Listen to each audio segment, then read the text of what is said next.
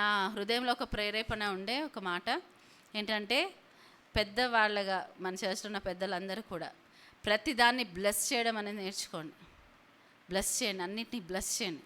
మీకు ఏది మీకు అవకాశం ఉంటే దానంతా ఎప్పుడు బ్లెస్ చేయండి. ఎందుకంటే మన నోట్లో ఆ శక్తి ఉందన్నమాట.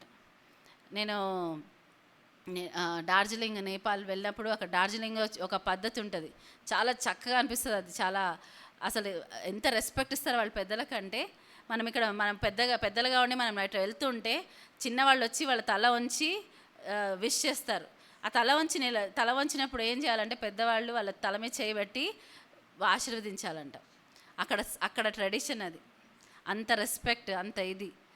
ఆ చర్చ్లో కూడా ఎంత చక్కగా యవ్వనస్తులు అందరూ ఎంత చక్కగా ఉంటారంటే అసలు ఇజ్జేలేం. సో పెద్దవాళ్ళుగా మనం బ్లెస్ చేయాలని ఇది ఉండాలి, పిల్లలుగా వాళ్ళకి ఆశీర్వాదం తీసుకోవాలని ఉండాలి. సో మనం ఆ ట్రెడిషన్ ఫాలో అవ్వాలని నేను చెప్పట్లే, కానీ దేవుడు మాట్లాడుతున్నాను ఏంటంటే ఏది మీ కనిపించేది ఉందో దాన్ని బ్లెస్ చేయండి, బ్లెస్ చేస్తూ ఉండండి, బ్లెస్ చేస్తూ ఉంటే అది ఖచ్చితంగా ఆత్మ పరిధిలో ఫస్ట్ ఫలిస్తుంది, తర్వాత మనం న్యాచురల్గా చూస్తాం. ఈరోజు నిజంగా నేను వర్షిప్ టీమ్ని బ్లెస్ చేయాలనుకున్నాను. ఎందుకంటే చాలా చక్కగా మరి ఆరాధనలో దేవుని సన్నిధిలో మన దేవుడు చాలా మంచి ఆధిక్యత ఇచ్చాడు. యవ్వన బిడ్డలు మంచిగా ఆరాధనలో నడిపించాలి, దేవుడు అంటే ఆసక్తి కలిగి దేవుడి కోసం వారిని వారు ప్రత్యేకపరుచుకుంటున్నారు. సో వాళ్ళని బట్టి నేను వాళ్ళని బ్లెస్ చేస్తున్నా నిజంగా నా హృదయపూర్వకంగా. ఎందుకంటే చక్కగా మరి దేవుని సన్నిధిని ఆశించే వారిగా ఉన్నారు. వారు ప్రార్థన చేసినప్పుడు, వారు మరి పాడుతున్నప్పుడు మనకేమో చాలా గొప్ప గొప్ప స్వరాలు ఏదో మనం సింగర్స్ లాగా లేకపోయినా కానీ దేవుని సన్నిధి మన మధ్యలో తీసుకురాగలిగితే అది చాలా గొప్పగా పాడగలిగిన వాళ్ళకన్నా చాలా బెటర్. సో ఆ విధంగా మన వర్షిప్ టీం ఉన్నారు. వాళ్ళ వంతు ప్రయత్నం వారు చేస్తున్నప్పుడు మనం ఏం చేయాలి? వారిని బ్లెస్ చేయాలి. దేవా మంచి ఇది ఇచ్చినందుకు వందనాలు. చక్కటి సండే స్కూల్ టీచర్స్ ఇచ్చారు, వాళ్ళని బట్టి ఏం చేయాలి? బ్లెస్ చేయాలి. దేవా చక్కటి సండే స్కూల్ టీచర్స్ ఇచ్చారు, ఎంతోమంది పిల్లలు వస్తున్నారు. వాళ్ళు కొంతమంది పేరెంట్స్ మన చర్చ్కి రాకపోయినా వాళ్ళ పిల్లల్ని ఎంతో నమ్మకంగా నమ్మి పంపిస్తున్నారు. అండ్ వాళ్ళు ప్రతి వారం ఆపకుండా మన దగ్గరికి వస్తున్నారు. సో ఆ తల్లిదండ్రులని బ్లెస్ చేయాలి, ఆ పిల్లల్ని కూడా బ్లెస్ చేయాలి. వారు ఈ యొక్క మరి సండే స్కూల్లో వాళ్ళు ఫలించాలి, మళ్ళీ ఎదగాలని చెప్పి మనం అడిగి మనం ఏం చేయాలి? బ్లెస్ చేయాలి. హల్లెలూయా. ఈ బ్లెస్సింగ్ మనకు కనిపించిన ప్రతిదాన్ని మనం బ్లెస్ చేస్తూ ఉంటే అది మనం ఫలించడం చూస్తాం. మనం ఎప్పుడూ కూడా మనకు ఒక అలవాటు ఉంటుంది ఏంటంటే ప్రతి దాంట్లో నెగటివ్ థింగ్స్ చూడాలని, ఇది తప్పు, అది తప్పు, ఇది తప్పు అని. కానీ దేవుడు ఆరాధనలో నాతో మాట్లాడుతుండే, ప్రేమ ఏంటంటే ఏం చేస్తుందంట? దోషాలను కప్పుతుందంట. ప్రేమ ఉంటే ఏం చేస్తాం? పర్వాలేదులే, ఏదో వాళ్ళు తెలియక చేస్తారు, లేకపోతే ఏదో ఇది జరిగిపోయింది. సో ఏం చేయాలి? ఆ ప్రేమలో మనము కొనసాగుదాం, ప్రేమలో మనం ఇద్దాం. సో హృదయపూర్వకంగా మనకి కనిపించిన పిల్లల్ని కానీ గద్దించడము చాలా పెద్ద టాలెంట్ అనుకుంటాం మేము. గద్దించే టైంలో గద్దిస్తాం, కానీ అది కూడా వాళ్ళకి ఎలా అనిపించాలి? మనం ప్రేమిస్తున్నారు కాబట్టి గద్దిస్తున్నారు అనిపించాలి. సో ఆ విధముగా మన చర్చ్లో ప్రతి ఒక్కళ్ళు ఉండాలి. అది నాకు దేవుడిచ్చిన ప్రేరేపణతో నేను మీకు చెప్తున్నా. ప్రతిదీ బ్లెస్ చేయండి. దుష్టుడు ఏం చేయాలనుకుంటాడు? ప్రతిదాన్ని శపించాలనుకుంటాడు, ప్రతి దాన్ని నిష్ప్రయోజనంగా నిష్ఫలంగా చేయాలనుకుంటాడు. కానీ మనం ఏం చేయాలి? బ్లెస్ చేయాలి, ప్రతిదీ బ్లెస్ చేయాలి. మనం ఎక్కడికి వెళ్తే అక్కడ జీవం ఉండాలి. ఎందుకంటే మనము జీవం గల యేసయ్యకు మనం సాక్షులుగా ఉన్నాం. సో మనం ఎక్కడికి వెళ్తే అక్కడ ఏముండాలి? లైఫ్ ఉండాలి, ప్రాస్పెరిటీ ఉండాలి, బ్లెస్సింగ్ ఉండాలి. ఫిజికల్ ప్రాస్పెరిటీ, ఫిజికల్ దీని గురించి అనట్లేదు, కానీ ఆత్మీయంగా మనము కొంతమందికి ఎన్ని ఉన్నా కానీ వాళ్ళలో సంతోషం ఉండదు. మేము మెడికల్ క్యాంప్స్కి వెళ్ళే వాళ్ళం. అప్పుడు చాలా రిచ్ పీపుల్ మధ్యలోకి వెళ్తే వాళ్ళు ఏమంటారు, ఫ్రీ మెడికల్ క్యాంప్స్కి వచ్చేవాళ్ళు. నాకు కొన్నిసార్లు ఆశ్చర్యం వేస్తుంది. అక్కడ ఉన్న స్త్రీలు ఏంటంటే అన్నీ ఉన్నాయమ్మా, కానీ మాకు మనశ్శాంతి లేదనేవాళ్ళు. మనశ్శాంతి కోసము వాళ్ళు ఆ మెడికల్ క్యాంప్స్కి వచ్చి ప్రార్థనకు వచ్చేవాళ్ళు. సో నాకు అది ఆశ్చర్యం వేస్తుంది. అప్పుడు నా దగ్గర ఏమీ లేదు, కానీ ఏముండే?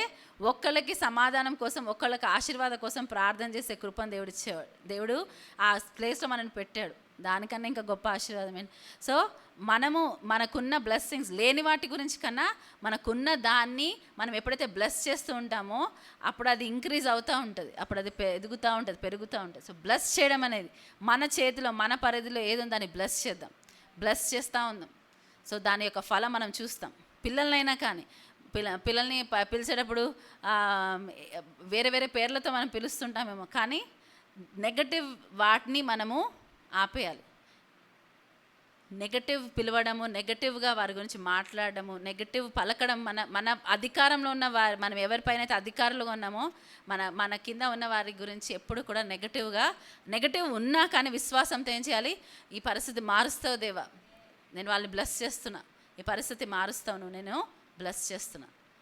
ఈ విధముగా ఈ రోజు నుంచి మన చర్చ్ పెద్దలందరూ, పెద్ద ఏజ్ గలవారు, మనకన్నా ఇప్పుడు వీళ్ళు యవనస్తులు ఎవరిని బ్లెస్ చేయొచ్చు? పిల్లల్ని బ్లెస్ చేయొచ్చు, మా తల్లిదండ్రులను బ్లెస్ చేయమని అడగచ్చు, మా పైన అధికారులుగా ఉన్న వాళ్ళని బ్లెస్ చేయమని అడగచ్చు. అదే మనం చేయాల్సింది. ప్రతిదీ బ్లెస్ చేస్తూ ఉండాలి. ఇది ఈ రోజు నుంచి ఆరంభం అవ్వాలి మన చర్చ్లో. ఎవరు కూడా నెగటివ్గా ఇష్యూస్ ఉంటే మాట్లాడుకోవద్దని నేను అనట్లే, పరిస్థితులు వ్యతిరేకంగా మాట్లాడుకోవద్దు అనట్లే, కానీ అది ఎలా ఉండకూడదు అంటే వ్యతిరేకంగా, లేకపోతే చాలా నెగటివ్గా వారి గురించి ఇదిగా మనం హృదయంలో అది ఏమంటారు, అది పెట్టుకొని మాట్లాడినట్టు మాట్లాడదు. ఇష్యూ గురించి మాట్లాడాలి, ఇష్యూ అక్కడికి వదిలేయాలి. ఆ విధంగా మనం నేర్చుకోవాలి, ఆ విధంగా మనం ఎదగాలి, ప్రేమలో ఎదగాలి. మనం ఎమచోపి ప్రేమకు, హాస్పిటాలిటీకి పేరు గల సంఘంగా మనం ఉన్నాం. సో ఇంకా ఎదగాలి, ఇది సరిపోదు, ఇంకా ఎదగాలి. సరే, ఈరోజు వాక్య భాగంలోకి వెళ్దాం. మత్తయి సువార్త 6వ అధ్యాయం 33వ వచనం. ఈ వాక్య భాగం అందరికీ తెలిసిందే, కంఠస్థం వచ్చిందే, అయినా కానీ దేవుడు దీని గురించి మాట్లాడుతూ ఉన్నారు కాబట్టి మనం చూద్దాం. కాబట్టి మీరు ఆయన రాజ్యమును నీతిని మొదట వెదకుడి, అప్పుడు అవన్నీ మీకు అనుగ్రహింపబడును. సో కాబట్టి మీరు ఏం చేయాలంట? ఆయన రాజ్యమును నీతిని మొదట వెదకుడి, అప్పుడు అవన్నీ మీకు అనుగ్రహింపబడును. సో ఫస్ట్ వెతకడం గురించి చూద్దాం. ఏం చేయాలి? ఫస్ట్ దేవుని రాజ్యం అనే నీతిని వెతకాలంట. హల్లెలూయా, వెతకాలంట. ఏం చేయాలి? వెతకాలి. హల్లెలూయా. మనం ఏం వెతుకుతున్నాము? రోజు ఏం వెతుకుతారు మీరు? పొద్దున్న లేవగానే మీ మైండ్స్లో ఏమొస్తుంది? ఎంతమంది ప్రార్థన చేయడం అలవాటుగా ఉంది? మీరు లేవగానే ఫస్ట్ ఏం చేయాలంట? మొదట అవన్నీ జ్ఞాపకం చేసుకోండి. మన లైఫ్లో మొదట ఏమున్నాయి? ఫస్ట్ ఏమున్నాయి? మనం ఉదయాన్నే లేచినప్పుడు, ఓకే, మనం ఏదైనా పని చేయబోయే ముందు, అది ఏమన్నా కానివ్వండి, వంట కానివ్వండి, క్లీనింగ్ కానివ్వండి, ఏదైనా కానీ మనం ఏది చేసినా అది ఎవరికో చేస్తున్నట్టు చేయాలంట? దేవునికి చేస్తున్నట్టు చేయాలంట. కొలసీలకు రాసిన పత్రిక 3వ అధ్యాయము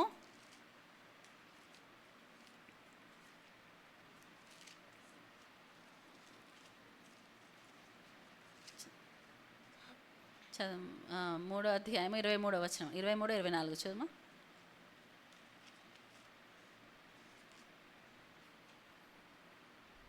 ప్రభువు వలన స్వాస్థ్యమును ప్రతిఫలముగా పొందుదుమని ఎరుగుదురు గనుక మీరేమి చేసినను అది మనుష్యుల నిమిత్తము కాక ప్రభువు నిమిత్తమని మనస్ఫూర్తిగా చేయుడి. మీరు ప్రభువైన క్రీస్తునకు దాసులై ఉన్నారు. ఇక్కడ మనం ఏం చేయాలంట? ఏం చేసినా ఫస్ట్ మనం ఏమని గ్రహించాలంటే, మళ్ళీ జాగ్రత్తగా చదువు. ప్రభువు వలన స్వాస్థ్యమును ప్రతిఫలముగా పొందుదుమని ఎరుగుదురు గనుక. ప్రభువు వలన స్వాస్థ్యమును ప్రతిఫలముగా పొందాలి. ఒక రివార్డ్ పొందుకుంటామంట మనం దేవుడి నుంచి. ఏంటంటే అది స్వాస్థ్యం, ఇన్హెరిటెన్స్. ఈ లోకంలో లాగా ఉండే ఇన్హెరిటెన్స్ కాదు. ఈ లోకంలో ఇన్హెరిటెన్స్, ఈ లోకంలో ధనం ఏం చేస్తాయంట? పురుగులు అవి తినివేస్తాయంట, అవి ఉండవంట.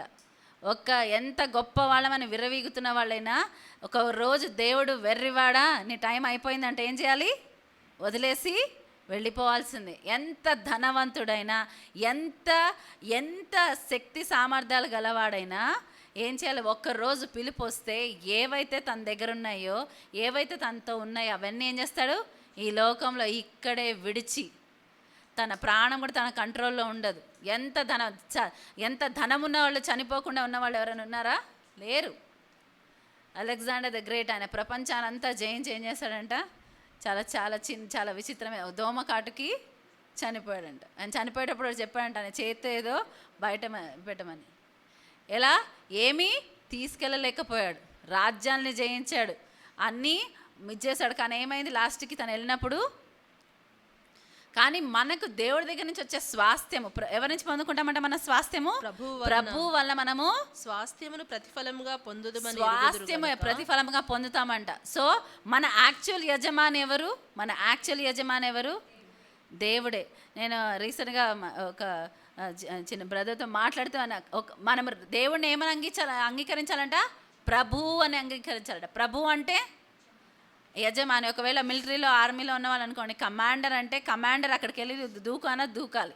కమాండర్ ఏది చెప్తే అది చేయాలి. మనం ఏమంటున్నాం? నువ్వు నా ప్రభువి, నువ్వు నా రాజువి, నువ్వు నా ప్రభువి అంటున్నాం.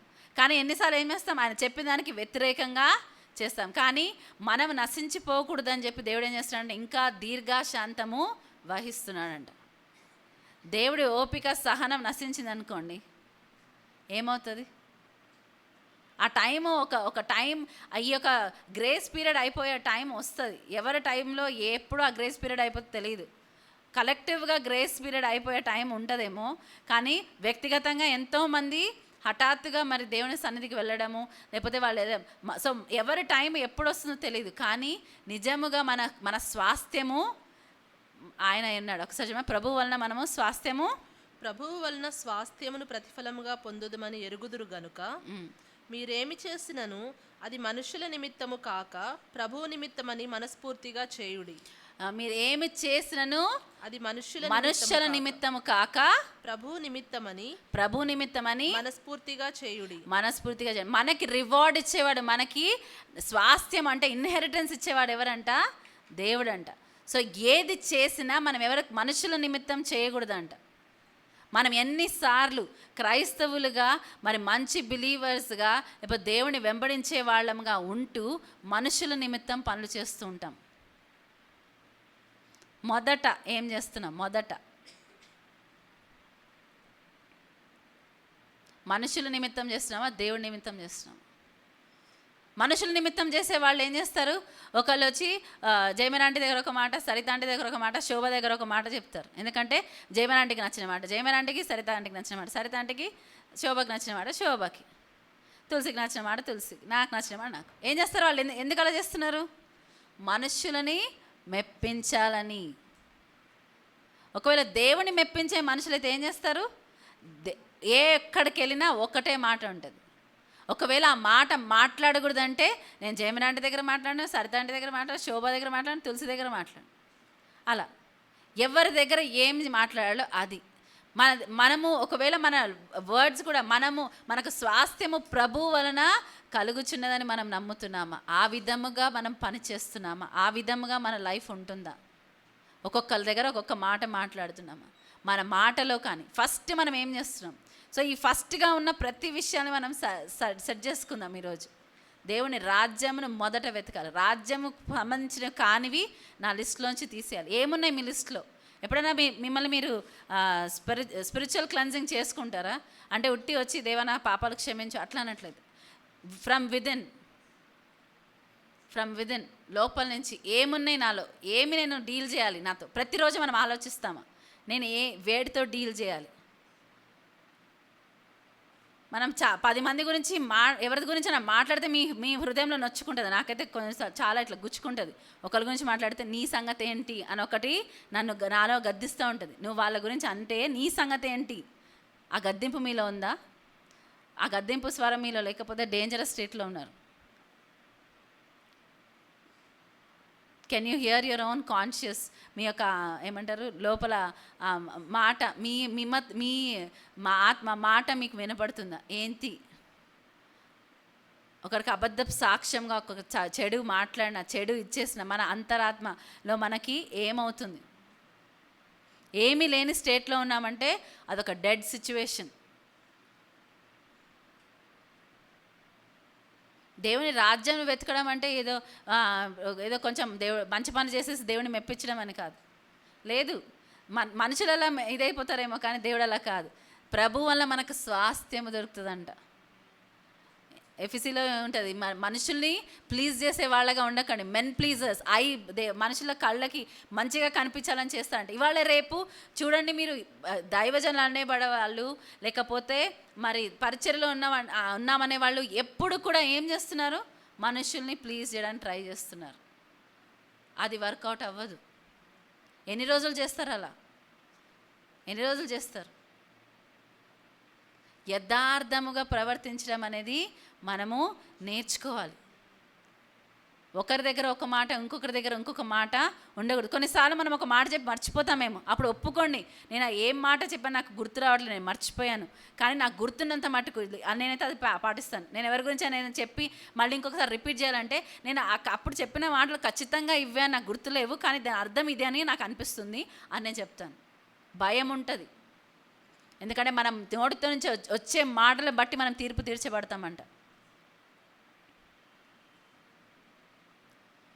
అందుకే మన మాటలు జాగ్రత్తగా రానివ్వాలంటారు. దేవుని సన్నిధిలో మనము ప్రమాణం చేసేటప్పుడు అంటే చాలా జాగ్రత్తగా ఉండాలంట. ఎందుకు తెలుసా? మనుషులుగా మనం ప్రమాణం చేసి మర్చిపోతామేమో, కానీ దేవుడు మర్చిపోడు. నువ్వు నేను మరి ఇప్పుడు ఫస్ట్ నుంచి ఉన్న సృష్టి నుంచి ఇప్పటి వరకు కూడా ఉన్న ప్రతి ఒక్కరు చేసిన మాట, ఇచ్చిన మాట, చేసిన తీర్మానం ఆయన గుర్తుంటుంది. అందుకే రేపు ప్రతి ఒక్కరంట ఆయన ఎదుట నిలబడ్డప్పుడు ఏం చేయాలంట? లెక్క చెప్పాలి. ఆ భయం ఉందా మనకి?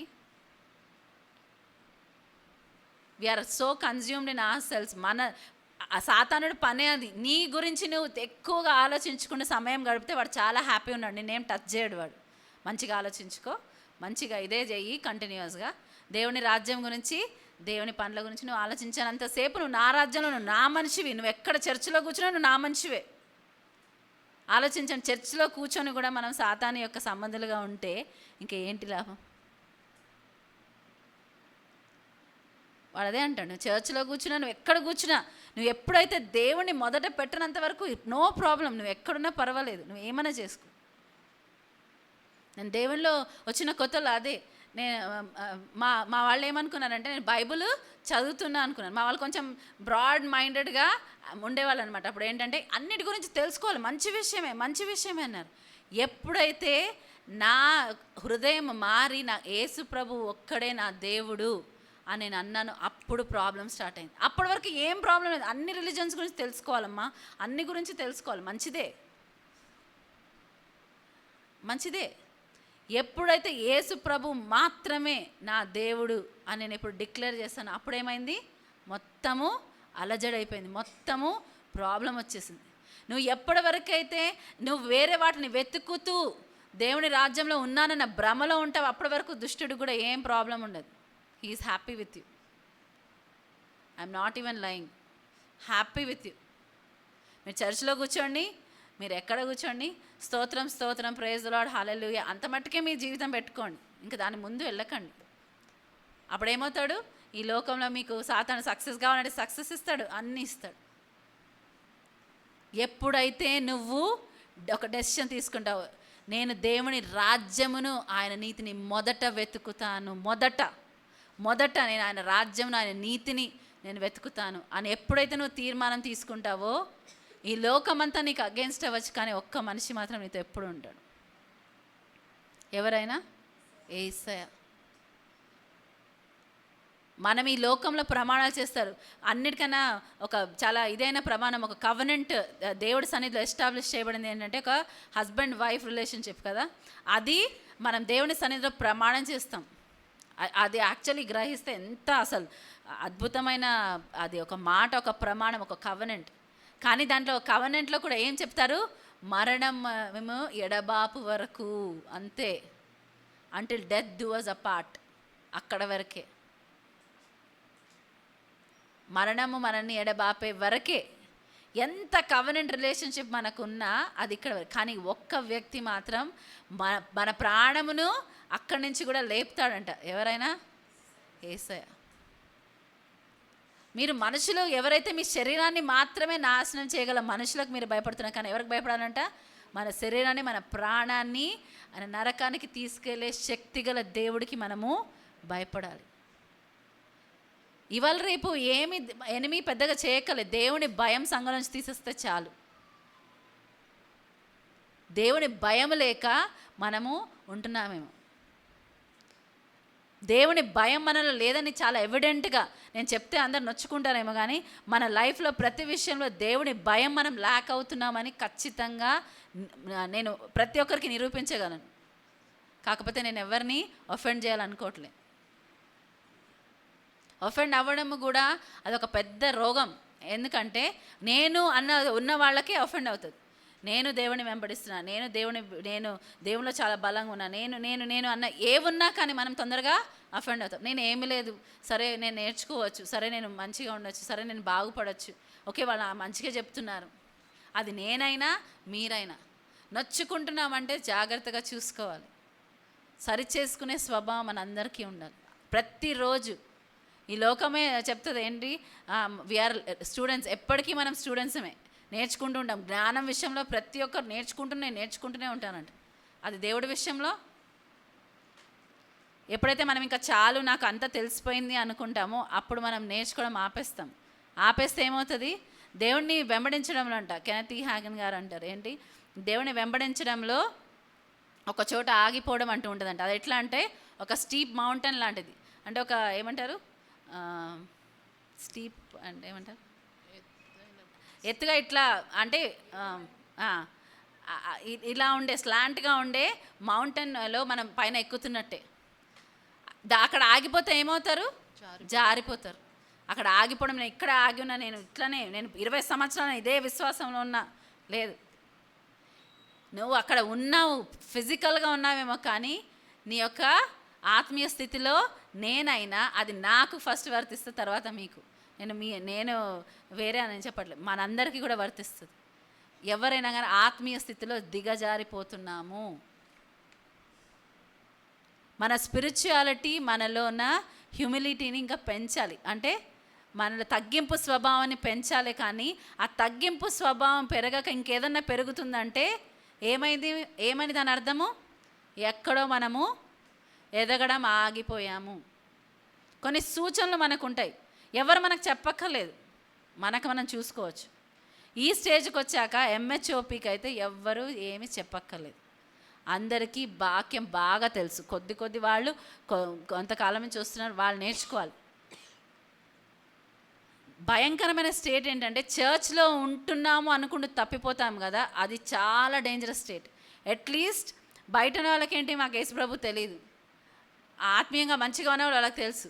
సంఘంలో ఉండి మేము పరలోక రాజ్యానికి వెళ్తున్న వాళ్ళు ఏమంట, నిలువెచ్చని స్థితిలో ఉండి వాళ్ళు తప్పిపోయే ఛాన్సెస్ చాలా ఎక్కువ ఉన్నాయి. భయపడాలి. అందుకే పౌలు అంటాడు, మీ సొంత రక్షణ ఎలా అంటే భయముతో వణుకుతో మీ సొంత రక్షణ మీరు కొనసాగించుకోండి అంటాడు. భయముతో వణుకుతో.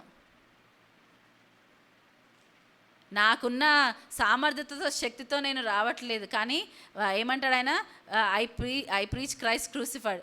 ఎవరైతే సిలువ వేయబడ్డ క్రీస్తుని మాత్రమే మేము ప్రకటిస్తున్నాం. మనం ఎవరైనా మెచ్చుకోవచ్చు, పొగడొచ్చు, దానికి నేను అగేన్స్ట్గా ఉండాలని నేను చెప్పట్లే. ఎవరైనా మంచి చేస్తే మెచ్చుకోండి, కానీ అనవసరం లోపల తిట్టుకుంటూ బయట మాత్రం పొగడకండి. మీకు నోట్లో మంచి మాట లేకపోతే గమ్మున ఊరుకోండి. మనము షో ఆఫ్ చేస్తుంటే మనం ఏం చేస్తున్నాం, దేవుని రాజ్యమును ఆయన నీతిని మొదట ఆయన ఎవరిని వెతకాలి, దేవుని రాజ్యమును ఆయన నీతిని వెతకాలి. మనకి ఎందుకు దేవుడు ఈ మాట మాట్లాడుతున్నాడు, మాకు చాలా కంఠస్థం వచ్చు, మరి ఇక్కడున్న యూత్ అనొచ్చు, మేము చిన్నప్పటి నుంచి ఈ మాట నేర్చుకున్నాం, కళ్ళు మూసుకొని చెప్పేస్తాం, నిద్రలోంచి రేపు అడిగినా చెప్పేస్తాం అనొచ్చు. మనకి ఒక దాని గురించి తెలియడం వేరు, ఒక దాన్ని పాటించడం వేరు. మనకి చాలా విషయాలు తెలుసు, కానీ అన్ని విషయాలు పాటిస్తున్నాం. రత్నాకర్ దేవుని దగ్గరికి వెళ్ళినప్పుడు నాతో దేవుడు ఒకటే మాట అన్నాడు, live 1 day at a time. ఏంటి నాకు తెలియట్లేదు, నాకు అర్థం కావట్లేదు దేవా, నా లైఫ్ ఏమైపోయింది నాకు తెలియట్లేదు. ఒకలాంటి నేను చెప్పాను కదా, ఒక స్తబ్దత, ఏమవుతుందో నాకు తెలియని స్థితిలో ఉంటే దేవుడు ఏమన్నాడు, live 1 day at a time. ఒక్కరోజు, ఈరోజు నువ్వు గడుపు, ఈరోజు నాతో గడుపు, నెక్స్ట్ డే నువ్వు నాతో గడుపు, నెక్స్ట్ డే. దేవుడు గైడ్ చేస్తాడు. నేను యాక్చువల్లీ ఇప్పుడు కూడా దేవుడు గైడ్ చేస్తాడు. నాకు ఇప్పుడు నేను ప్రిపేర్ అయినా, ఇది వేరే అయినా దేవుడు వేరేగా నడిపిస్తూ ఉన్నాడు, గైడ్ చేస్తాడు. మనం ఎప్పుడైతే దేవా నన్ను వాడుకో, నేను ఉన్నాను, నాకు తెలియదు, దేవుడు ఏమంటే నీ నోరు బాగుగా తెరువు, నేను నింపుతా అంటాడు. కొన్నిసార్లు మీరు అనుకోవచ్చు చాలా ప్రిపరేషన్ ఉండి ఇక్కడికి వచ్చి వాక్యం చెప్తాను, కొన్నిసార్లు చాలా ప్రిపరేషన్ ఉన్న వాక్యం అంటాడు దేవుడు, పక్కన పెట్టు, అది నేను నీతో మాట్లాడా, కానీ నేను సంఘానికి ఏం మాట్లాడుతున్నానో నువ్వు అక్కడికి వెళ్ళి నిలబడి నేను నీకు ఇస్తా అంటాడు. కొన్నిసార్లు నేనైతే పేజీలు రాసుకుంటా, కానీ దాంట్లోంచి 1% కూడా చెప్పాను ఒక్కొక్కసారి. అప్పుడు నాకు అర్థమవుతుంది, ఓకే దేవుడు ఇవి నాతో మాట్లాడాడు. కొన్నిసార్లు కొంత సమయం తర్వాత మళ్ళీ అవే మాటలు మాట్లాడమనొచ్చు, అది వేరే విషయం. మన దేవుడు సజీవమైన దేవుడు. నడిపించమని అడిగితే ఆయన నడిపించకుండా ఉండడు. ఒకసారి నేను రక్షణ పొందిన కొత్తలో ఒక సంఘానికి వెళ్ళేదాన్ని. నేను ఆ సంఘం పేర్లు అవి నేను చెప్పాలనుకోవట్లే. అయితే అక్కడ వెళ్ళినప్పుడు నేను ఎక్కువగా భాషలోనే ప్రార్థన చేసేదాన్ని. అయితే అక్కడ ఉన్న వాళ్ళు ఏమన్నారంటే, నువ్వు దేవుని ఆత్మ చేత నువ్వు మా భాషలో ప్రార్థన చేయట్లే కానీ దయ్యం ఆత్మది అన్నారు. నేను ఎంత డిప్రెస్ అయిపోయానంటే అసలు నేను చెప్పలేను. చాలా డిప్రెస్ అయిపోయి నాకు వచ్చిన మాట్లాడే విధానం ఏంటంటే భాషలో ప్రార్థన చేయడం. అదే నాకు తెలుసు. ఇక్కడ నేను రక్షణ పొందినప్పుడు నేను యేసు ప్రభు నా హృదయంలో అంగీకరించి పరిశుద్ధాత్మ నాకు కావాలనుకున్నప్పుడు వచ్చినది ఏంటి? అన్య భాషలో ప్రార్థన చేయడం. సో ఎందుకంటే నేను వేరే ఫెయిత్ నుంచి వచ్చిన దాన్ని కాబట్టి నాకు ముందే తెలుసు నేను ఏదో మ్యానిపులేట్ చేస్తున్నాను అనడానికి. నాకు భాషలు అంటే ఏంటో అస్సలు ఐడియా లేదు. నేను ఎప్పుడు వినలేదు కూడా. సడన్గా వచ్చి ఆ రోజు ఆ మాట అక్కడున్న దైవజనులు వాళ్ళు అంటే నాకేమైపోయింది, మొత్తం లోపల నుంచి నేను షేక్ అయిపోయా. ఒక రోజంతా మాట్లాడలేదు, బాగా ఏడుస్తున్నా. దేవా ఏంటి దేవా, మరి నాకున్నది పరిశుద్ధాత్మ కాదా? వాళ్ళు అలా అన్నారని. అప్పుడు ఒకళ్ళ ఇంటికి వెళ్ళినప్పుడు వాళ్ళ ఇంట్లో ఎగ్జాక్ట్గా నా కోసమే దేవుడు ఏర్పాటు చేసినప్పుడు ఒక దైవజనుడు ఆ టీవీలో మెసేజ్ ఇస్తున్నారు. ఏంటి? మనం దేవుడిని ఏమంటారు, చేపను అడిగితే ఆయన ఏమిస్తాడు? పామునిస్తాడా? ఆయన మరి బ్రెడ్ని అడిగితే ఆయన తేలునిస్తాడా? మనం చెడ్డవారై ఉండి మన పిల్లలకు మంచి ఈవులు ఇవ్వాలనుకున్నప్పుడు మరి మీరు గనక మరి దేవుడి నామంలో పరిశుద్ధాత్మని అడిగితే ఆయన వేరొక ఆత్మ ఇస్తాడు. ఇదే ఎగ్జాక్ట్ వర్డ్స్ అని చెప్పాడు. నేను షాక్ అయిపోయా. నా కోసము ఒక వ్యక్తి ద్వారా దేవుడి మాటలు అప్పుడు నేను ఎవరి నామంలో అడిగాను, నన్ను నేను చెక్ చేసుకున్నా. ఎవరి కోసం నేను చేస్తున్నా? దేవుడి నామంలో అడిగాను. సో నేను దేవుడి నామంలో పరిశుద్ధాత్మను అడిగితే నాకు వేరొక ఆత్మని దేవుడు ఇవ్వడు. ఆ నిశ్చయత నాకు వచ్చింది. అప్పటి నుంచి ఇప్పటి వరకు కూడా నేను ఎప్పుడూ భాషలో ప్రార్థన చేయడం ఆపను కూడా. మనము దేవుణ్ణి అడిగితే ఖచ్చితంగా ఇస్తాడు. యేసు నామంలో మీరు ఏది అడిగితే అది ఇస్తాను అని చెప్పాడు దేవుడు. కానీ దేవుని చిత్తానుసారంగా అడగమన్నాడు. మనం దేవుడి చిత్తానుసారంగా, దేవుడి ఇష్టానుసారంగా అడిగితే ఖచ్చితంగా మనకి ఇస్తాయి. ఏ తండ్రి పిల్లల్ని ఎంత ప్రేమించినా, ఇప్పుడు బన్ను ఉన్నాడు, బన్నుని తులసి శ్యామ్ ఎంత ప్రేమించినా వాళ్ళు బన్ను నాకు కారు కావాలి, నేను కారు నడిపిస్తాను అంటే కారు ఇచ్చేస్తారు. అబ్బో నాకు పిల్లలు అంటే నాకు చాలా ప్రేమ అని ఇవ్వరు. వాడు ఇక్కడి నుంచి వాళ్ళు విజయవాడ వెళ్ళే వరకు బతిమలాడారు అనుకో, ఇస్తారా? ఇవ్వరు. అంటే వాళ్ళిద్దరూ బన్నుని ప్రేమించట్లేదు, అంతేనా? కొన్నిసార్లు మనం అడిగేవి, కొన్నిసార్లు మనం చేసే పని మనకు దొరకకపోవచ్చు, రిగ్రెట్స్ ఉండొచ్చు. బన్నుకి ఉండొచ్చేమో లైఫ్ టైం, నేను ఒక్కసారి ఆ స్టీరింగ్ ముట్టుకుంటానంటే, ఒక్కసారి నేను తిప్పుతానంటే మా నాన్న ఇవ్వలేదు, మా అమ్మ నన్ను కొట్టింది అని అనుకోవచ్చు.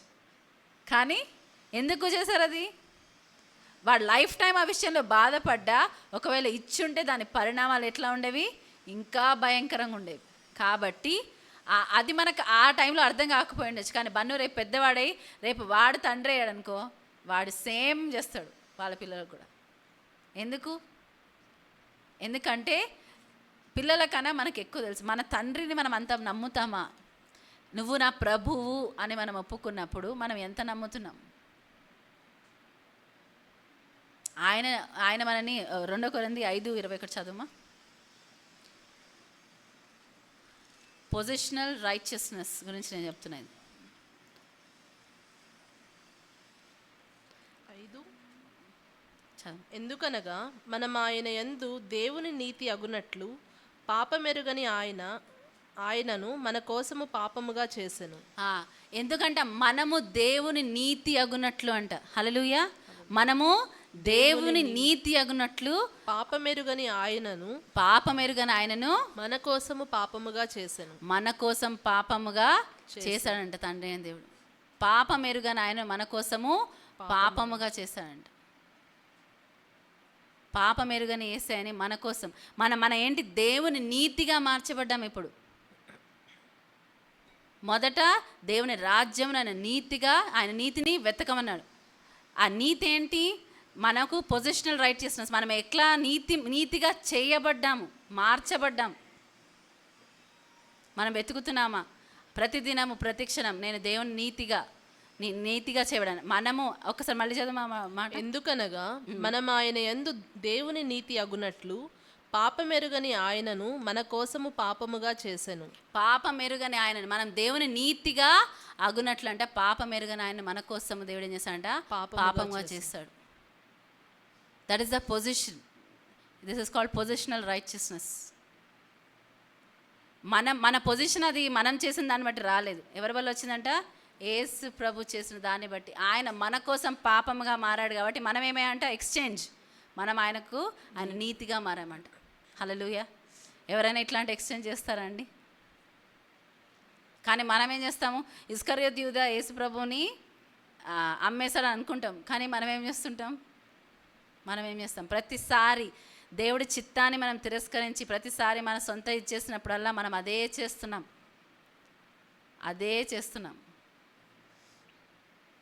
నేనైనా మీరైనా ఎవరైనా కానీ దేవుని ఆజ్ఞని మనము ఇచ్చేయాలనుకుంటే అదే చేస్తున్నాం. ఒకసారి యోహాను సువార్త 13వ అధ్యాయము. ఈ మాటలు నాకు చాలా అసలు ఇది అనిపిస్తాయి. మనం ఇట్లానే పేతురులాగా ఆవేశపడుతూ ఉంటాం, కానీ నిజంగా మనలో ఎంత ఇది ఉంటుంది. ఇది ఇక్కడ మనం చూస్తే ఇది లాస్ట్ సప్పర్ గురించి ఈ అధ్యాయంలో చెప్పబడుతుంది అనమాట. యేసుప్రభు నేను వెళ్ళవలసిన సమయం వచ్చిందని చెప్తా ఉంటారు. సో దాని తర్వాత ఇస్కరియోతు యూదాతో అంటే నువ్వు వెళ్ళి ఏం చేయాలనుకున్నావు చెయ్యి కానీ అని చెప్పి ఆయన పంపించేస్తాడు. పంపించాక ఆయన గొప్ప ఆజ్ఞలు మనం ఇవ్వడం చూస్తాము. కానీ పేతురు రియాక్షన్ చదివాక దాని ముందు చదువుదాం. 36వ వచనం నుంచి చదువుమా. 13:36. సీమోను పేతురు, ప్రభువా నీవెక్కడికి వెళ్ళుచున్నావని ఆయన్ను అడుగగా, యేసు, నేను వెళ్ళుచున్న చోటికి నీవిప్పుడు నా వెంట రాలేవు గాని తరువాత వచ్చేదవని అతనితో చెప్పెను. అందుకు పేతురు, ప్రభువా నేనెందుకు ఇప్పుడు నీ వెంట రాలేను? నీ కొరకు నా ప్రాణము పెట్టుదునని ఆయనతో చెప్పగా. ఇక్కడ చూసారా, చాలా మనం ఎన్నిసార్లు ఈ మాట చెప్తాం, ఇక్కడ నిలబడి పాడతాము, ఇక్కడ నిలబడి ప్రార్థనలో ఒప్పుకుంటాము. మనం ఒప్పుకోమా? ఒప్పుకొని వారు ఎవరైనా ఉన్నారు ఇక్కడ? క్రైస్తవులుగా నేనైతే చాలాసార్లు ఒప్పుకుంటాను. దేవా నేను చిత్తం చేయాలి, దేవా నేను చిత్తం చేస్తా. కానీ ఎన్నిసార్లు మనము పేతురు లాంటి పరిస్థితుల్లో ఉండం. చూద్దాం, చదువు. అందుకు పేతురు, ప్రభువా నేనెందుకు ఇప్పుడు నీ వెంట రాలేను? నీ కొరకు నా ప్రాణము పెట్టుదునని ఆయనతో చెప్పగా, యేసు, నా కొరకు నీ ప్రాణము పెట్టుదువా? ఆయనను ఎరుగనని నీవు ముమ్మారు చెప్పకముందు కోడి కూయదని నీతో నిశ్చయముగా చెప్పుచున్నానెను. ఇది చాలా అఫెన్సివ్గా, చాలా నొచ్చుకున్నాడేమో పేతురు ఈ మాట విన్నప్పుడు. నేనేంటి నా ప్రాణాన్ని నేను ఇప్పుడే పెడతాను, నువ్వు ఎక్కడికి వెళ్తున్నావు అక్కడికి నేను రాలేనా? ఎందుకు రాలేను? నేను రాగలను. ఇప్పుడు నేను ఎక్కడికి వెళ్తున్నాను అక్కడికి రాలేవు, కానీ తర్వాత నువ్వు వస్తావంటాడు. ఓకే, అవునా ప్రభా, సరే ప్రభా నా కృపనివ్వు. అలా అడగట్లేదు. కానీ ఇక్కడ ఏమంటున్నాడు? ఇక్కడ వరకు ఎప్పటి వరకు అయితే పేతురు యేసు ప్రభు పునరుద్ధరణ యేసుని ఎదుర్కోలేదో అప్పటి వరకు ఏం చేశాడు? తన సొంత శక్తితో వెంబడించడానికి తను ప్రయత్నించాడు. మనము కూడా ఇక్కడ నిలబడి పాడతాం, ఇక్కడ నిలబడి ఒప్పుకుంటాం, కానీ ఆయన కృప పైన ఆధారపడడం మనము నేర్చుకోవాలి. యేసు ప్రభు కృప పైన ఆధారపడాలి. నేను చాలాసార్లు అలా అనుకుని ఎన్నో విషయాల్లో ఫెయిల్ అయినప్పుడు నాకు అప్పుడు అర్థమైంది, కృప లేకపోతే మనము ఏవైతే దేవుని రాజ్యంలో చేయాలనుకుంటామో అవి చేయలేము. ఈ యొక్క లెసన్ ఎప్పుడు నేర్చుకున్నాడు? లాస్ట్ అధ్యాయంలో నేర్చుకున్నాడు. సీమోను పేతురు, సీమోను నువ్వు నన్ను ప్రేమిస్తున్నావు అన్నప్పుడు ఏమంటాడు? అది నీకే తెలుసు ప్రభు అన్నాడు. ఇక్కడ ఏమన్నాడు? ఇక్కడికి అక్కడికి చూస్తున్నారా తేడా? ఇక్కడ ఏమంటున్నాడు? నా ప్రాణాన్ని నేను నీకు కోసం ఇస్తాను. నువ్వు అట్లా అంటున్నావు, నేను వెళ్ళే చోటికి నేను రాలేనని. నువ్వు ఎక్కడికి వెళ్తే నేను అక్కడికి వస్తా, అది నా మాట, దిస్ ఇస్ మై వర్డ్. మనం దేవుడు కూడా ఎన్నోసార్లు ఇవే తీర్మానాలు చేస్తుంటాం. కానీ దేవుడు కూడా మనకు అర్థం కాదేమో. దేవుడు ఏమంటున్నాడు? కాదు, నువ్వు నిశ్చయంగా తప్పిపోతా విషయాలు నాకు తెలుసు. దేవుడు ఏమైనా పేతుర్ని బంధించాడా? అక్కడ లేదు. ఖండం చేశాడా? నువ్వు అంటున్నావు కానీ నువ్వు మాత్రం నేనెవరో నీకు తెలియదని నువ్వు ఎన్నిసార్లు చెప్తావు? కోడి కూయకముందు ముమ్మార్లు నువ్వు నన్ను తృణీకరిస్తావు. పేతురు పేతురుకి ఇక్కడ కృప పైన ఆధారపడడం, దేవుని పైన ఆధారపడడం, దేవుని ప్రభువుగా ఇంకా అంగీకరించలేదు. తన సొంత శక్తితో దేవుని వెంబడించడానికి ప్రయత్నిస్తున్నాడు. దేవుడు అంటే ఇష్టం, యేసుప్రభు అంటే ఇష్టం లేదని కాదు. ఇష్టం లేకపోతే ఎవడైనా 3.5 సంవత్సరాలు వెంబడిస్తారా? ఓకే, వేరే వేరే ఉద్దేశాలతో వెంబడించి ఉండొచ్చు. ఎవరు ఏ ఉద్దేశంతో యేసు ప్రభుని వెంబడించినా పర్వాలేదు. ఒక పాయింట్ వస్తుంది ఎక్కడైతే వాళ్ళకి ఆ ఎన్కౌంటర్ జరగాలి. వ్యక్తిగతంగా యేసు ప్రభుని తెలుసుకోవాలి. వ్యక్తిగత ఎన్కౌంటర్ దేవుడితో ఉండాలి. వాళ్ళు చెప్పారు, వీళ్ళు చెప్పారని కాదు.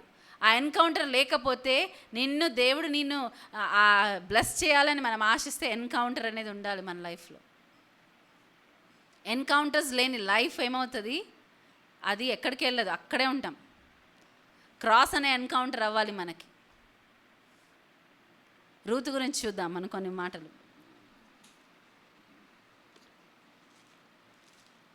రూతు ఎవరు మనకు తెలుసు. రూతు ఇంకా ఆమె ఏమంటారు తోడికోడలు ఎవరు? ఆమె పేరు ఓర్ఫా. రూతు ఓర్ఫా ఎవరు కోడళ్ళు? నయోమి కోడళ్ళు. రూత్ గురించిన ఒక ప్రత్యేకత మనం చూద్దాం. రూత్ 1వ అధ్యాయము 16వ వచనం. అందుకు రూతు, నా వెంబడి రావద్దనియు నన్ను విడిచిపెట్టుమనియు నన్ను బ్రతిమాలు కొనవద్దు. నీవు వెళ్ళి చోటికే నేను వచ్చేదను, నీవు నివసించు చోటనే నేను నివసించేదను.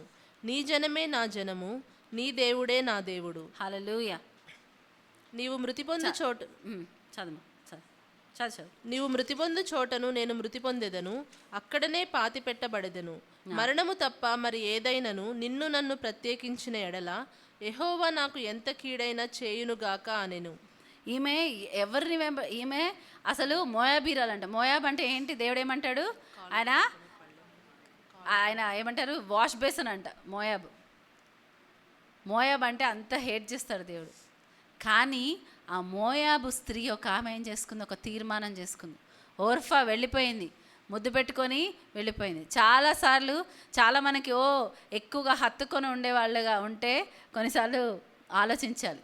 అంత హత్తుకొని ఉంటున్నారంటే నిజంగా వీళ్ళ ప్రేమ జన్యునా, లేకపోతే వీళ్ళు ముద్దు పెట్టి మోసం చేసేవారుగా ఉన్నారా? మనకు తెలియదు. అనుమానించాలనట్లే కానీ ఆలోచించాలంటున్నా.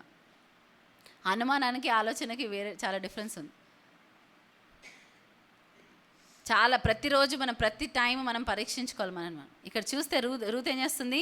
అత్తకు ఒక తీర్మానం, అత్తతో ఒక పాట ఒక తీర్మానం. తనకేం తెలియదు కానీ దేవుడైన యెహోవా నామము తీసుకుందాం ఆమె నోట్లో. చూడండి మళ్ళీ చదువుమా. అందుకు రూతు, నా వెంబడి రావద్దనియు నన్ను విడిచిపెట్టుమనియు నన్ను బ్రతిమాలు కొనవద్దు. నీవు వెళ్ళు చోటికే నేను వచ్చేదను, నీవు నివసించు చోటనే నేను నివసించేదను. నీ జనమే నా జనము, నీ దేవుడే నా దేవుడు. ఫైనల్ స్టేట్మెంట్ ఏంటి? నీ దేవుడే నా దేవుడు. హల్లెలూయా. నీ దేవుడే నా దేవుడు. ఈమె తెలుసో తెలియక ఒక స్టేట్మెంట్ చేసేసింది. ఏంటి? నీ దేవుడే నా దేవుడు. యాకోబు కూడా తన యాత్రలో ఆయనకి బేతెల్ దగ్గర కనపడే ఈ ప్లేస్ ఎంత భయంకరము, ఇక్కడ ఏంటి దేవుని సన్నిధి ఇక్కడ ఉంది అనుకుని దానికి బేతెల్ అని పేరు పెట్టాడంట. కానీ ఏంటంట, ఆయన ఆ బేతెలు దేవుడిని ఇంకా తెలుసుకోలేదు, తెలియదు ఆయనకి ఎవరు. ఇంకా అతనికి ఎన్కౌంటర్ జరగలేదు. ఇంకా ఏమి వాళ్ళ తల్లిదండ్రులు చెప్పిన మాటలు, వాళ్ళ తల్లిదండ్రులు చెప్పిన దాన్ని బట్టి ఉన్నాడు. ఎట్లా తెలుస్తుంది? దేవుడు అంటాడు, నేను నీకు చెప్పిన మాటలన్నీ నేను నెరవేర్చకుండా నేను నిన్ను విడిచిపెట్టను, నేను ఆశీర్వదిస్తాను నిన్ను అంటే, నాకు తినడానికి తిండి ఆహారం వేసుకోవడానికి బట్టలు ఉంటే చాలా, అప్పుడు నువ్వు నా దేవుడు అని నేను నమ్ముతా అంటున్నాడు. దేవుడు ఒఫెండ్ అయిపోయాడా? ఆయన ఒఫెండ్ అవ్వడానికి అంత అర్హత గలవాడు. ఆయన మనం బట్టి ఆయన చిరాకు చీదర తెచ్చుకుంటే అసలు మనం ఎవ్వరం కూడా మిగలం. మనం నశించిపోకూడదని ఆయన దీర్ఘశాంతం వహిస్తున్నాడంట. ఆ మాట నేను అప్పుడు చాలాసార్లు గుర్తు చేసుకుంటున్నాను. నేను నశించిపోకుండా నా పట్ల నువ్వు దీర్ఘశాంతం వహిస్తున్నావు దేవా. నోవా కాలంలో ఏమన్నాడు? నోవా ఒక ఓడ చేయి, దాంట్లో నువ్వు ఒక్కడవే నాకు నీతిమంతుడిగా కనపడుతున్నావు, నువ్వు నీ ఫ్యామిలీ ఆ ఓడలోకి వెళ్ళిపోండి, తర్వాత జంతువుల్ని పక్షులైనా పంపించండి. మిగతా లోకమంతా ఏమైపోయిందంట? మొత్తం ఆ జలప్రలయంలో మునిగిపోయింది. చెట్లున్నాయా? జంతువులు ఉన్నాయా? ఏమీ లేవు. మరలా ఎన్నో నెలల తర్వాత మరలా జీవం అనేది వచ్చింది. అప్పుడు దేవుడు నోవాతో ఒక నిబంధన చేస్తాడు. అందుకే రెయిన్బో వచ్చినప్పుడు, ఇంద్రధనుస్సు వచ్చినప్పుడు, అదంటే రెయిన్బో అంటాం కదా, రెయిన్బో వచ్చినప్పుడు అదేంటంటే ఒక దేవుని వాగ్దానానికి గుర్తు. మళ్ళీ మోషతో అంటాడు, మోషే నువ్వు పక్కకు జరుగు, నేను వీళ్ళందరినీ నేనేం చేస్తాను, అందరిని నాశనం చేసి నీ ద్వారా నేను ఇంకొక తరాన్ని లేపుతా అంటాడు. దేవుడు చేయగలడా? చేయలేడా? చేయగలడు. మనం పాడతాం కదా, ఏమైనా చేయగలవని. ఆయన చేయగలడు. కానీ చేశాడా? మోషే అడ్డుగా అన్నాడంట. అందుకే మోషేను పక్కకు తప్పుకో అంటున్నాడు దేవుడు. ఇజ్రాయేల్ పాలెంలో ఏమైందంటే పాపం అనేది ప్రవేశించింది. వాళ్ళు ఎప్పుడైతే దేవుని మాట నమ్మలేదో, నేను దేవుడు ఏమన్నాడు, అక్కడ పాలు తేనెలు ప్రవహించే దేశాన్ని నేను మీకు ఇస్తాను. అక్కడ ఏముంది, అక్కడ ఎట్లా ఉన్నారంట, అక్కడ ఎంత సమృద్ధి అంటే నిజమే, అక్కడ చెప్పిన మాటలు అన్నీ నిజమే. కానీ అక్కడ ఉన్న మనుషులు ఎదుట మనం ఎట్లా కనపడతాము, మిడతల్లాగా కనపడతాం. మనం వారికి ఆహారం అయిపోతామంటే ఓకే, అట్లనే అవును గాక అన్నాడు దేవుడు. ఆ పాలెంలో వాళ్ళు అక్కడ ఇది ఉన్నప్పుడు ఏమొచ్చిందంట, వాళ్ళు మాంసం కావాలి, ప్రతి దానికి గొనుగుతుంటే అక్కడ ఏమొచ్చిందంట, తెగులు వచ్చింది. తెగులు. ఆ తెగులు చేత అందరూ ఏమైపోతున్నారు, చనిపోతున్నారు. పాము కాటుతో చనిపోతున్నారు, తెగులతో చనిపోతున్నారు. ఎన్ని రకాలుగా దేవుడు వాళ్ళకి చెప్పినా కానీ, ఏమవుతుంది, వాళ్ళకి అర్థం అవ్వట్లేదు.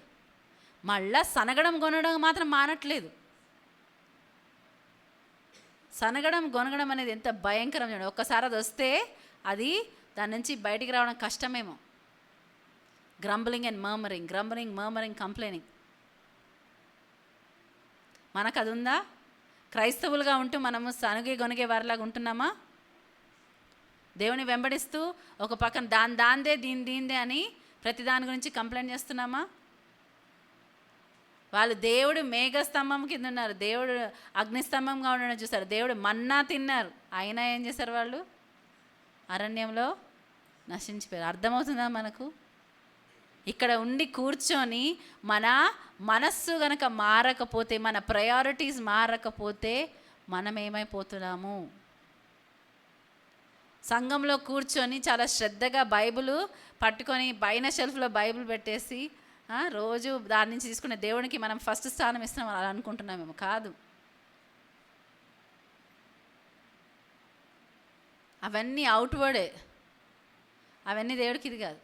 వాళ్ళంట ఏంటి, దేవుని అద్భుతాలు చూశారు. మేఘ స్తంభంగా పగలు దేవుడు వాళ్ళని నడిపించాడు, అగ్ని స్తంభంగా రాత్రి నడిపించాడంట. మన్నానిచ్చి వారిని పోషించారు. వారి బట్టలు మాసిపోలేదు, వారి చెప్పులు అరిగిపోలేదు, వాళ్ళు ఎవరు రోగగ్రస్తులు కాలేదు, ఎవరు కూడా బ్లెస్సింగ్ పొందని వారిగా లేరు. ఎందుకంటే వాళ్ళు విస్తరిస్తూనే పోతున్నారు. కానీ ఏమైందంట, నా విశ్రాంతిలో వారు ప్రవేశించారని నేను నా కోపంలో ఏమంటాడు దేవుడు, నేను ప్రమాణం చేశానంటాడు. వీరు ఇంకా విశ్రాంతిలో ప్రవేశించలేదు.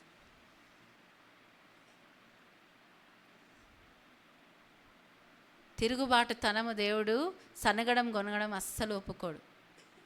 నీ కంప్లైనింగ్ యాటిట్యూడ్ ఈరోజు తీసి బయట పెట్టేద్దాం.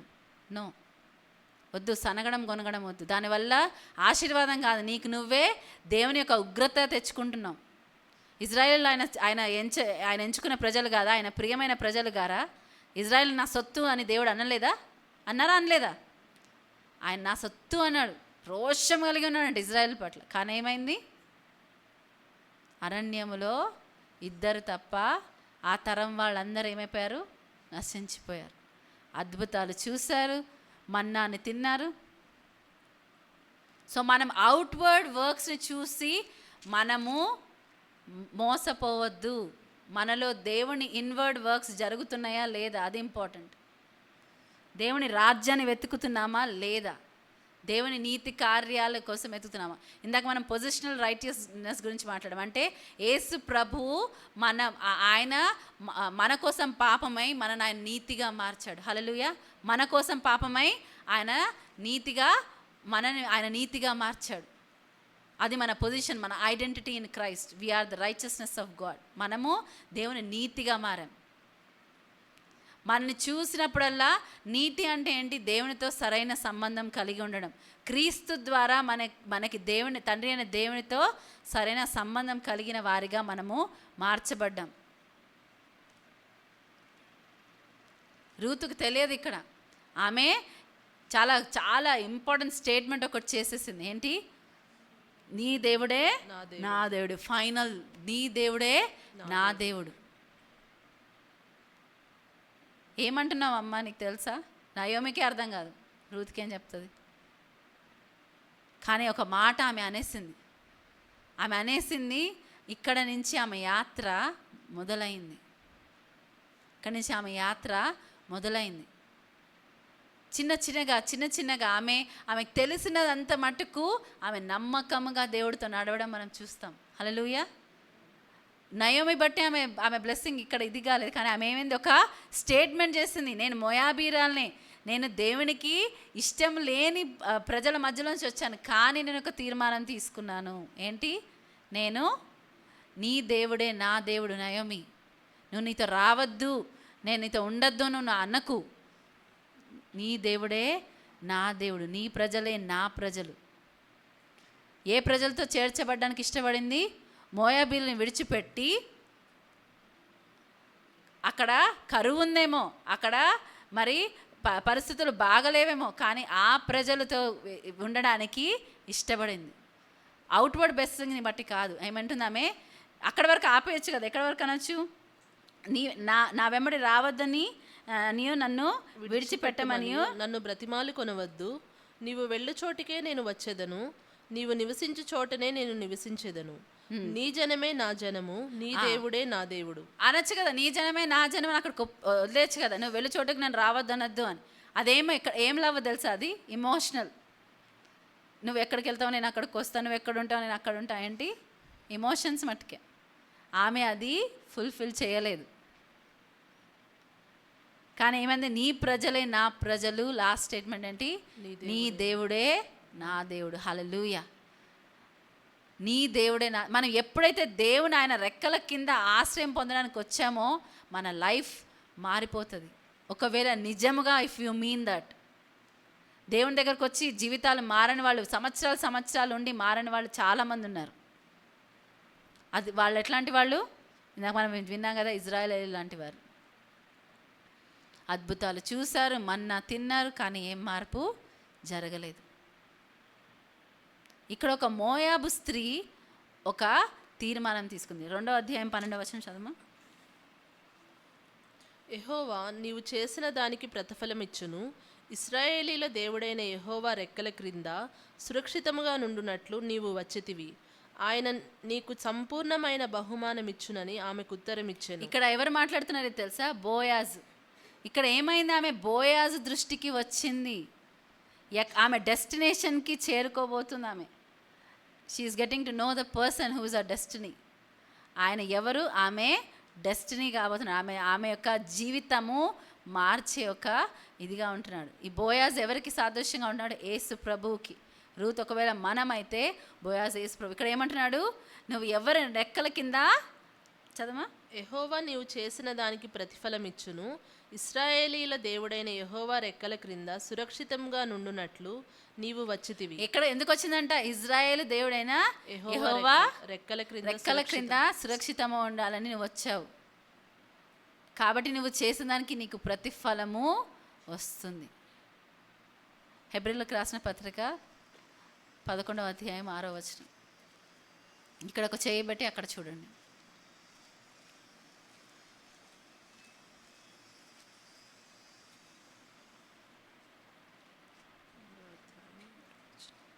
విశ్వాసము లేకుండా దేవునికి ఇష్టుడయుండుట అసాధ్యము. దేవుని యొద్దకు వచ్చువాడు ఆయన ఉన్నాడనియు తన్ను వెదకు వారికి ఫలము దయచేయువాడనియు నమ్మవలెను గదా. ఇక్కడ ఏంటంటే ఆయన ఉన్నాడని, విశ్వాసం లేకుండా దేవునికి ఇష్టలై ఉండుట అసాధ్యం. Without faith it is impossible to please God. But whoever comes to God must believe that he is and that he is a rewarder of those who diligently seek him. ఆయన ఉన్నాడని, ఆయన వెతుకు వారికి ఏం చేస్తాడంట? ఫలము దయచేయవాడని నమ్మాలంట. రూత్ ఏం చేసింది? వెతికింది.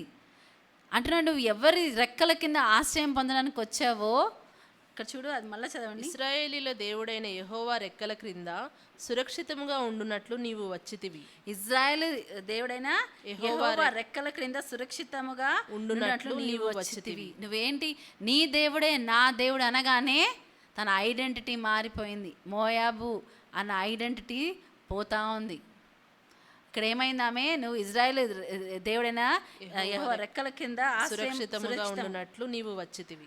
ఆయన రెక్కల కింద నువ్వు ఆశ్రయం పొందాలని, సురక్షితంగా ఉండాలని నువ్వు వచ్చావు. కాబట్టి ఏమైందంట, ఆయన నీకు సంపూర్ణమైన బహుమానం ఇచ్చునని ఆమెకు ఉత్తరం ఇచ్చెను. ఆయన నీకు సంపూర్ణమైన బహుమానం ఇచ్చిన ఆయన ఉత్తరం ఇచ్చాడంట. బోయజ్ అంటున్నాడు, నువ్వు నీ యెహోవా దేవుడైన యెహోవాని ఎత్తుక్కుంటూ వచ్చావు. ఇక్కడ మనం ఇందాక ఏం చదివాము, హెబ్రీలో రాసిన పద, ఆయన వెతుకు వారికి ఫలము దయచేవాడని నమ్మవలెను కదా. నమ్మాలంట. ఆయన దగ్గరకు వచ్చేవాళ్ళు ఉట్టిగా ఏం ఆశించకుండా దేవుడి దగ్గరికి వస్తున్నావంటే నీవు ఆల్రెడీ ఫుల్గా ఉన్నావని. ఆయన ఏమన్నాడు, నేను ఎవరి కోసం వచ్చా అని చెప్పాడు. ఫరిసయ్యులు ఒకరోజు మాట్లాడుతున్నప్పుడు అన్నాడు, నేనేంటి, రోగములో ఉన్నవారికే వైద్యుడు అవసరము, మంచిగా ఉన్నవారికి, ఆరోగ్యంగా ఉన్నవారికి వైద్యుడు అవసరం లేదు. అంటే నువ్వు ఒకవేళ నాకు దేవుడు అవసరము అంటేనే ఆయన నీ జీవితంలో పనిచేస్తాడు. దేవుడు నాకు సహాయం చేయగలడు అని అంటేనే దేవుడు సహాయం చేస్తాడు. ఆయన ఎవరి లైఫ్లో దూసుకొని వెళ్ళిపోలేడు. ఆయన సృష్టిని ఒక్క మాట చేత సృష్టించిన వాడు. నిన్ను నన్ను ఆయన బలవంతంగా మార్చాలంటే మనమేమన్నా ఒక ఇదా? ఏమి కాదు. మనం ఒక్క మాటతో దేవుడు సమస్తాన్ని మార్చగలడు. ఒక మాటతో సృష్టించిన సృష్టిని ఒక మాటతో ఆయన తీసేయగలడు కూడా. నువ్వు మరి దేవుని అంగీకరించి, నువ్వు దేవుడి యొద్ద ఆశ్రయం పొంది, మరి ఆయన దగ్గర మరి ఏమంటారు, ఇశ్రాయేలీల దేవుడైన యెహోవా రెక్కల క్రింద సురక్షితంగా ఉండునట్లు నీవు సురక్షితముగా ఉంటావని నువ్వు వచ్చావు. అయితే నీకేంటంటే, నీకు సంపూర్ణమైన బహుమానం. సంపూర్ణమైన బహుమానం, నార్మల్ బహుమానం కాదు. ఏదో ఒక బహుమానం ఇవ్వడం వేరు, సంపూర్ణమైన బహుమానం వేరు. సంపూర్ణమైన బహుమానం అంటే ఏది మనం పొందుకుంటే మన లైఫ్ కంప్లీట్ అవుతుందో. దేవుడు ఆమెకి ఇచ్చాడా లేదా అటువంటి బహుమానం? ఆ బహుమానం ఎవరు? రూత్ లైఫ్లో బోయాజ్. రూత్ లైఫ్లో ఆ బహుమానం ఎవరు? బోయాజ్ని ఆమె సంపూర్ణమైన బహుమానం పొందుకుంది, ఫుల్. ఆయన రెక్కల క్రింద మనం సురక్షితంగా ఉంటామని మనం వస్తే మనకేమంటున్నాడు దేవుడు? భయపడకు, నీకు నేను సంపూర్ణమైన బహుమానము ఇస్తాను. హల్లెలూయా. అందుకే మొదట దేవుని రాజ్యమును, ఆయన నీతిని వెతకండి, అప్పుడు సమస్తము మిమ్మల్ని వెంబడిస్తాయి. 1 కాదు 2 కాదు, మీకు కావాల్సినవన్నీ వెంబడిస్తాయి. ఇక్కడ చూస్తే రూతు ఏదో ఎక్స్పెక్ట్ చేసి వచ్చిందని ఎక్కడ రికార్డులో లేదు. ఆమె ఒక కమిట్మెంట్ చేస్తుంది, నువ్వు ఎక్కడికి వెళ్తే అక్కడికి వెళ్తాను, నువ్వు ఎక్కడుంటే అక్కడ ఉంటా, నీ ప్రజలే నా ప్రజలు, నీ దేవుడే నా దేవుడు. ఫినిష్. అక్కడ నుంచి ఆమె ఎదుగుదల మనం చూస్తాం. ఆమెకి అప్పటి వరకు నయోమి విశ్వాసం పైన ఆమె చెప్తుంది, నయోమి డైరెక్షన్స్ ఫాలో అవుతూ ఉంది. అక్కడికి వెళ్ళి నువ్వు అక్కడి నుంచి ఆ యొక్క ఎవరు మిగిలిపోయినవన్నీ వాళ్ళు ఏంటి విధవరాళ్ళ కోసం కొంచెము ఆ పొలాల్లో వదులుతారంట, పేదవాళ్ళ కోసం. అవన్నీ వెళ్ళి నువ్వు తీసుకొని రమ్మంటాడు. ఆ కొంచెం ఉన్నవన్నీ తీసుకొని వస్తుంది. అలా చేస్తూ దాంట్లో నమ్మకముగా ఉన్నప్పుడు ఎవరు కంటబడింది? ఆమె బోయాజు. ఆ చిన్నది ఎవరు, ఆమె ఎవరు అడుగుతాడు, ఎంక్వైరీ చేస్తాడు. అందరు గుడ్డి వాళ్ళు కూర్చున్నట్టు రెగ్యులర్గా ఒకటే చోట అక్కడే కూర్చొన్నాడు. యేసుప్రభు అక్కడి నుంచి దాటి వెళ్ళిపోతున్నాడు. కానీ ఒక్కరు ఏం చేశారంట, యేసుప్రభు నన్ను స్వస్థపరచగలడు అన్న రియలైజేషన్తో ఏం చేశాడంట ఆయన, దావీదు కుమారుడా నన్ను కరుణించు, దావీదు కుమారుడా నన్ను కరుణించు. అక్కడ ఉన్న వాళ్ళు ఏమన్నారంట, శిష్యులు, ఊరుకో, మాకు చాలా ఇంపార్టెంట్ పని మీద వెళ్తున్నావు, నువ్వు అనవసరంగా డిస్టర్బ్ చేస్తున్నావు, నువ్వు ఇంపార్టెంట్ కాదు. అప్పుడు ఆయన ఏం చేశాడంటే ఇంకా బిగ్గరగా కేక వేసినప్పుడు ఏమైందంటే, యేసు ప్రభు ఆగి వెనకాల తిరిగాడు. మన విశ్వాసపు క్రియలు, ఇందాక మనం పొజిషనల్ రైచియస్నెస్ గురించి మాట్లాడాము, ఇప్పుడు ప్రాక్టికల్ రైచియస్నెస్ గురించి మాట్లాడదాం. దేవుని రాజ్యం అంటే ఏంటి? నీతి, సమాధానం, పరిశుద్ధాత్మయందలి ఆనందం. ఇదే దేవుని రాజ్యం. హల్లెలూయా. ఇదే దేవుని రాజ్యం. ఈ నీతి ఏంటి? నీతి, సమాధానం, పరిశుద్ధాత్మ యందు. ఇది ప్రాక్టికల్ రైచియస్నెస్, నీతి క్రియలు. ఇక్కడ వచ్చిన తర్వాత ఆమె ఏం చేస్తుంది? ఇప్పటి వరకు ఆమె చేస్తుంది ఫెయిత్ఫుల్గా. నయోమి ఎట్లా ఇన్స్ట్రక్షన్స్ ఇస్తుందో ఆమె అలా చేస్తూ పోతుంది. ఒక రోజు ఏమైంది? తను బోయాజు దృష్టికి వచ్చింది. అక్కడ ఎంతో కాలం నుంచి గుడ్డిభర్తమై ఉన్నాడేమో, యేసుప్రభు గురించి వింటూ ఉన్నాడేమో. కానీ ఆయన ఒక సమయం వచ్చినప్పుడు ఆయన అక్కడి నుంచి దాటిపోనివ్వలేదు. ఎందుకంటే ఆయన గుర్తించాడేంటి? ఇది నా సమయం, ఈ టైం మళ్ళా పోతే నేను ఇంకొకసారి నా లైఫ్లో నేను యేసుప్రభుని ఎదుర్కొనే ఛాన్స్ వస్తుందో లేదో తెలియదు అని ఏం చేశాడు? అందరు ఎంత ఆపాలని ప్రయత్నించిన ఆయన ఏం చేశాడంటే ఇంకా బిగ్గరగా అరిశాడంట, దావీదు కుమారుడా నన్ను కరుణించు, కేకలు వేశాడంట. హల్లెలూయా. దేవుని ఆపగలిగిన విశ్వాసం, దేవుని దృష్టి మనపైన వచ్చే విశ్వాసం మనకుందాం. మనం చూసాం, మనం కొన్ని వారాల క్రితం దానియేలు, షద్రక్, మేషక్, అబేద్నెగో ఇచ్చేసాం. వాళ్ళు నార్మల్ క్రౌడ్తో పాటు వాళ్ళు ఉండేది డిఫరెంట్. ఎందుకంటే వాళ్ళ జీల్, వాళ్ళ దేవుని పైన ఉన్న ఆసక్తి వాళ్ళని వేరుగా చేస్తుంది. అగ్నిగుండంలో వేయబడిన వారితో ఏమన్నారంట? 4వ వ్యక్తిగా యేసయ్య వారితో ఉన్నాడు. వాళ్ళ బట్టలు, వారి వెంట్రుకలు కూడా అగ్నివాసన రాకుండా ఉంది. దాంట్లో ఎవరైతే వాళ్ళని వేశారో ఆ ఫర్నేస్లో వాళ్ళు చనిపోయారంట, కానీ వారికి ఏమీ కాలేదు. నీ ఎవరి రెక్కల కింద ఆశ్రయం పొందాలని నువ్వు భద్రంగా ఉండాలని వచ్చావో వాళ్ళు ఏంటి? నీకు సంపూర్ణమైన బహుమానం ఇస్తారు. హల్లెలూయా. సంపూర్ణమైన బహుమానం, నాట్ నార్మల్ బహుమానం, సంపూర్ణమైన బహుమానం. అంటే నీ లైఫ్ని కంప్లీట్ చేయగలిగేది నా దగ్గర ఉంది, నేను ఇస్తాను నీకు అంటాడు దేవుడు. నువ్వు ఎవరినైతే ఆశ్రయిస్తున్నావో వారు నిన్ను మధ్యలో విడిచిపెట్టే వాళ్ళు కాదు. ఎందుకు దేవుడు ఆయనను వెతకమంటున్నాడు? రూత్ ఎలా వెతికింది ఆయనని? నయోమి ఆమె వచ్చిన మాట తప్పకుండా ఆమె వెతుకుతూనే ఉంది. ఆమె అక్కడికి రాగానే వెంటనే మారిపోయింది ఆమె పరిస్థితి. ఆమె ఏమంటారు, ఏదో స్పెల్ లాగా, ఏదో మంత్రం వేసినట్టు అక్కడ అడుగు పెట్టగానే ఆమె పరిస్థితి మారిపోయి ఆమె ఇదిగా అయిపోయిందా? లేదు. She had to work her salvation. ఆమె రక్షణ కోసం ఆమె తగిన క్రియలు ఆమె చేయవలసి వచ్చింది. హల్లెలూయా. రక్షణకి తగిన క్రియలు చేస్తున్నామా మనం? మన క్రియలు బోయాజు దృష్టికి పడుతున్నాయా, వస్తున్నాయా? ఎవరా చిన్నది? ఆమె కొన్ని హెచ్చరికలు ఇస్తారు. నువ్వు వేరే వారి పొలంలో వెళ్ళకు, ఇక్కడే ఈ పొలంలోనే చేయమంటాడు. వేరే వాళ్ళ పొలంలో వెళ్తే ఏం చేయలేడు ఆయన? ఏం చేయలేడు? సెక్యూరిటీ ఇవ్వలేడు. She is young woman. ఎవరైనా ఆమె పైన ఎటువంటి అత్యాచారాలన్నా చేయొచ్చు, అప్పుడు నీకు ప్రొటెక్షన్ ఉండదు. కానీ ఈ పొలంలో నువ్వు ఎప్పుడైనా రావచ్చు, నువ్వు నీకు కావాల్సిన తీసుకోవచ్చు. ఈ వేరే పొలంలో చూడు, 8వ వచనం చూడమా, అదే అధ్యాయము. వారు కోయి చేను కనిపెట్టి వారిని వెంబడించుము, నిన్ను ముట్టకూడదని యవ్వనస్తులకు ఆజ్ఞాపించి ఉన్నాను. నీకు దాహమగునప్పుడు కుండల యొద్దకు పోయి పనివారు చేదిన నీళ్లు త్రాగుమని చెప్పెను.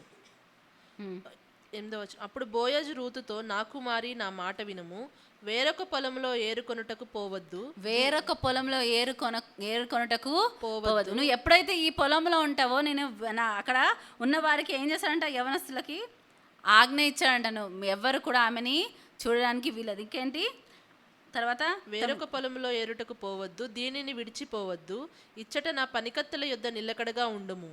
వారు కోయి చేను కనిపెట్టి వారిని వెంబడించుము. వారు ఇక్కడ ఏంటి? నా పనికత్తెల దగ్గర ఉండి నువ్వు వారు చేయి పని, వారు వెళ్ళే పొలం ఉండి కనిపెట్టు. దేవుని వెంబడించే వారు చేయాల్సింది ఏంటి? కనిపెట్టడం. ఎలా చేస్తున్నారు? నాకు ముందుగా ఉన్న వాళ్ళు ఏం చేస్తున్నారు? విశ్వాసంలో వాళ్ళు ఏం చేస్తున్నారు? మనం చాలా ఏమంటారు, యూట్యూబ్ షార్ట్స్ని స్క్రోల్ చేస్తూ ఉంటాం. అదొక ఫ్యాషన్ కదా, ఇవాళ రేపు చాలా ట్రెండ్. మనం అందరం స్క్రోల్ చేస్తూ ఉంటాం, మంచిగా అనిపిస్తే వింటాం, వదిలేస్తాం. కానీ ఏంటంట, మనం ఎంతోమంది దైవజనుల గురించి వింటూ ఉంటాం. వాళ్ళు చేసిన పని, వారు ఎలా పొలంలో పనిచేశారు నువ్వు కనిపెట్టు అంటున్నాడు బోయాజ్. ఏమంటున్నాడు? చదువుమాది. వారు కోయి చేను కనిపెట్టి వారిని వెంబడించుము, నిన్ను ముట్టకూడదని యవ్వనస్తులకు ఆజ్ఞాపించి ఉన్నాను. నిన్ను ముట్టకూడదని యవ్వనస్తులకు నేను ఆజ్ఞాపించాను. అది ఎప్పటి వరకు వర్తిస్తుంది? ఎప్పటి వరకైతే నువ్వు నేను చెప్పిన పొలంలో ఉంటావో అప్పుడే నీకు ప్రొటెక్షన్ ఉంటుంది. అది దాటిపోతే ప్రొటెక్షన్ నేను ఇవ్వలేను. ఎంతమంది క్రానికల్స్ ఆఫ్ నార్నియా చూసారు కదా?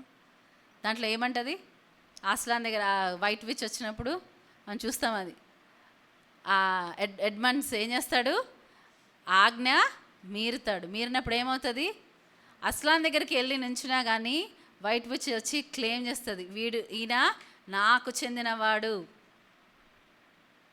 రైట్ఫుల్ క్లెయిమ్ ఉంటుంది. ఎందుకు? ఎవరైతే దేవుని ఆజ్ఞని మీరుతారో వారు ఎవరి సంబంధులను ఉంది బైబిల్లో? సాతాను సంబంధులు. వారి అబద్ధాలకు జనకుడైన వారి పిల్లలు. ఎవరి పిల్లల్ని వాళ్ళు కాపాడుకుంటారు కదా. ఎవరి పిల్లల్ని ఇప్పుడు ఒకరి పిల్లల్ని ఇంకొకరు రైట్ఫుల్గా క్లెయిమ్ చేయలేరు. దేవుడు కూడా చేయడు. నువ్వు నా పొలంలో ఉంటేనే, నా ఏమంటున్నాడు ఆమెతో, నువ్వు నా పొలంలో ఉండి నా యవ్వన స్త్రీలను వెంబడించి వారు వెళ్ళే పొలానికి నువ్వు వెళ్ళి వాళ్ళని వెంబడించు. నేను అక్కడ ఎవరికి ఆజ్ఞాపించాను? అక్కడ ఉన్న యవ్వనస్తులకు ఆజ్ఞాపించాను. అంటే నిన్ను ముట్టకూడదని, నీకు ఎటువంటి హాని కలగకుండా నువ్వు ఎప్పుడైతే నా పొలంలో ఉంటావో అప్పుడు నేను ఇస్తాను. మనం దేవుని రాజ్యాన్ని, దేవుని నీతిని వెతికితే ఇదే మనకి జరుగుతుంది. ఆమెను అన్ని వెంబడిస్తున్నాయి. ఆమె బోయాజు దృష్టికి ఆమె రావడం ఏంటి? తర్వాత చదవమా. వేరొక పొలంలో ఏరుకొనుటకు పోవద్దు, దీనిని విడిచిపోవద్దు. ఇచ్చట నా పనికత్తెల యొద్ద నిలకడగా ఉండుము. వారు కోయి చేను కనిపెట్టి వారిని వెంబడించుము. నిన్ను ముట్టకూడదని యవ్వనస్తులకు ఆజ్ఞాపించి ఉన్నాను. నీకు దాహమగునప్పుడు కుండల యొద్దకు పోయి పనివారు చేదిన నీళ్లు త్రాగుమని చెప్పెను.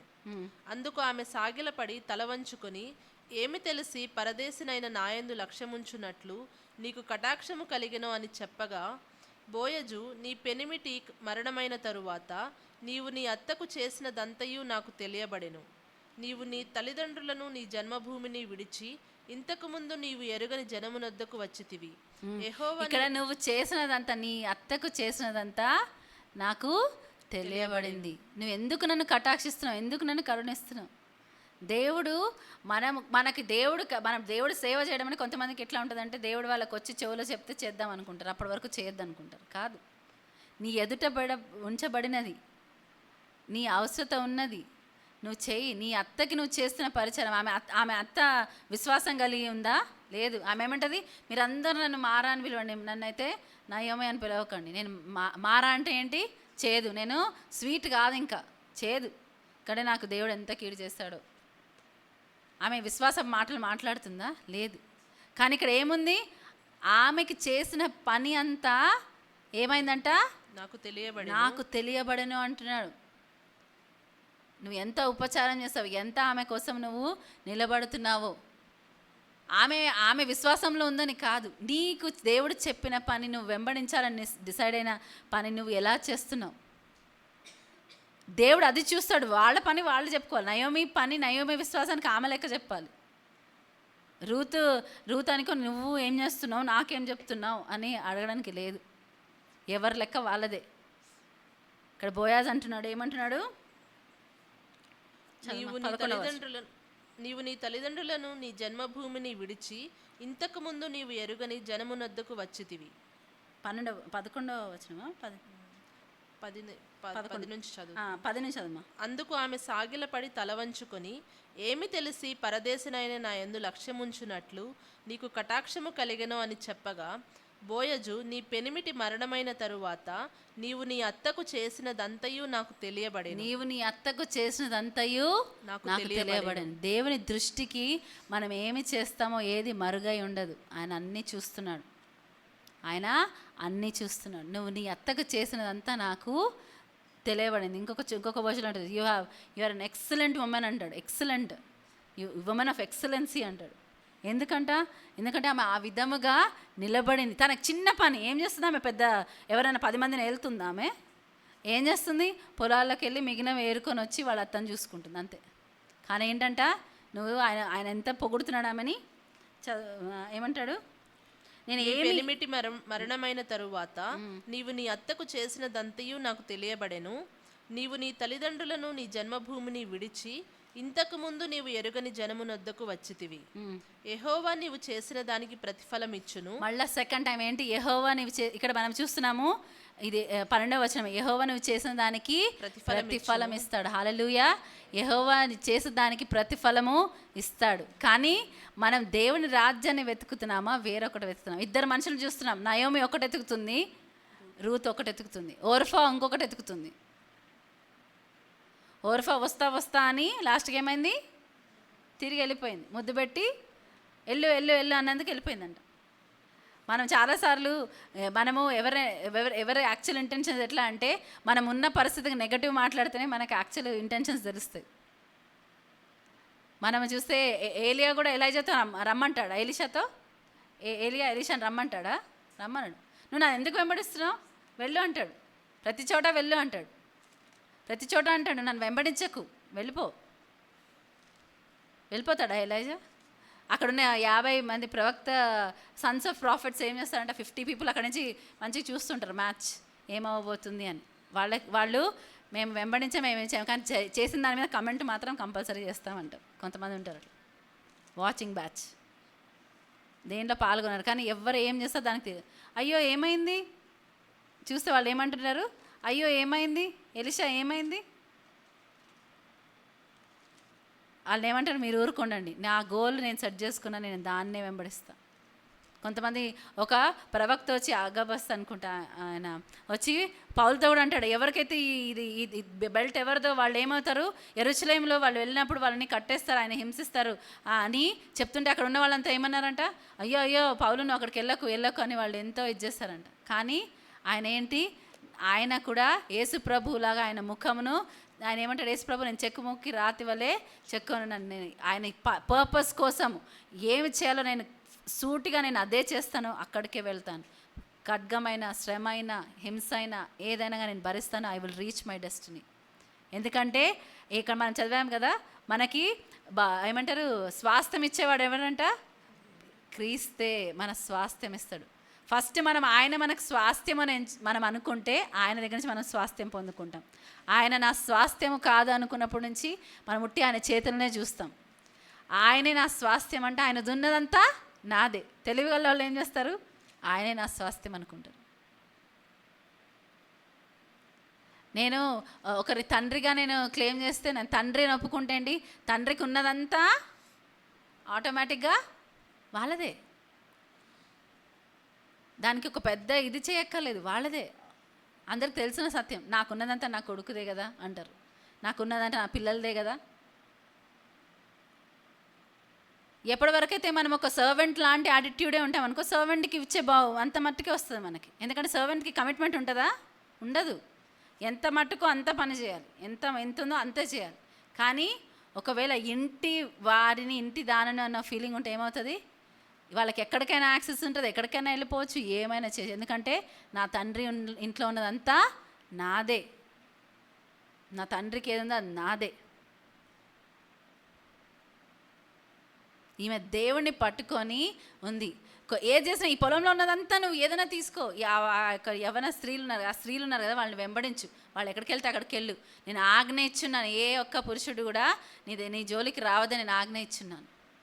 నువ్వు నేను ఏం చేశానని నేను కటాక్షం పొందానంటది. అసలు ఆమె తగ్గింపు చూడండి. మనం కొద్దిగా పని చేస్తే మనం చాలా ప్రౌడ్గా ఫీల్ అవుతాం. అవును, నేను వాళ్ళందరూ వదిలేసి ఇక్కడ ఈమె కోసం వచ్చాను, ఈమె ఇలా ఉంది. అక్కడ కూడా కంప్లైంట్ చేసే వాళ్ళు చాలామంది ఉంటారు. కానీ ఆమె ఏమంటుంది? ఏమి చేసి నేను ఏమి తెలిసి పరదేశినైన నా యందు లక్ష్యముంచున్నట్లు నీకు కటాక్షము కలిగెను అని చెప్పగా, నేను పరదేశినైన నా ఎదుట నీకెందుకు కటాక్షం వచ్చింది? ఏమి తెలుసు నీకు? ఏమి అంటే అప్పుడు ఏం చెప్తాడు? నువ్వు నీ పెనిమిటి మరణమైన తరువాత నీవు నీ అత్తకు చేసినదంతయు నాకు తెలియబడేను. నీ పెనిమిటి మరణమైన తర్వాత అంటే ఆబ్లిగేషన్స్ ఏవి లేనప్పుడు దేవుడు కొన్నిసార్లు అటువంటి పరిస్థితులు మనకు క్రియేట్ చేస్తాడు. మనం దేవుని వెంబడించాలన్న అవసరత ఉండనప్పుడు అయినా నువ్వు నన్ను ఎంచుకుంటావా? అది పరీక్ష. అయినా నువ్వు నన్ను ఎంచుకుంటావా? అందుకే ఒకవేళ దేవుని రాజ్యం, ఆయన నీతి మన ఫస్ట్ ప్రయారిటీ అయితే ఏదేమైనా మనం ఎవరిని ఎంచుకుంటాము? ఆయననే ఎంచుకుంటాం. ఇక్కడ నుంచి ఆమె వాక్ బోయాజ్తో మారిపోతూ ఉంటుంది. మన 3వ అధ్యాయం 9వ వచనం చదవండి, తర్వాత వి విల్ క్లోజ్.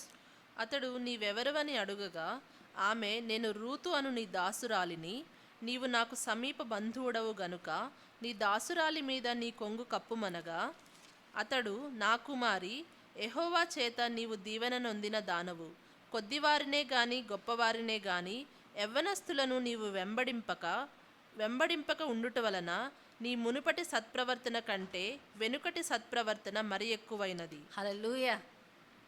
ఈమె యవ్వనస్త్రాలు, బోయాజ్ ఎవరంట, ఆయన నా కుమారి అంటున్నాడు, పెద్ద అతను బోయాజ్.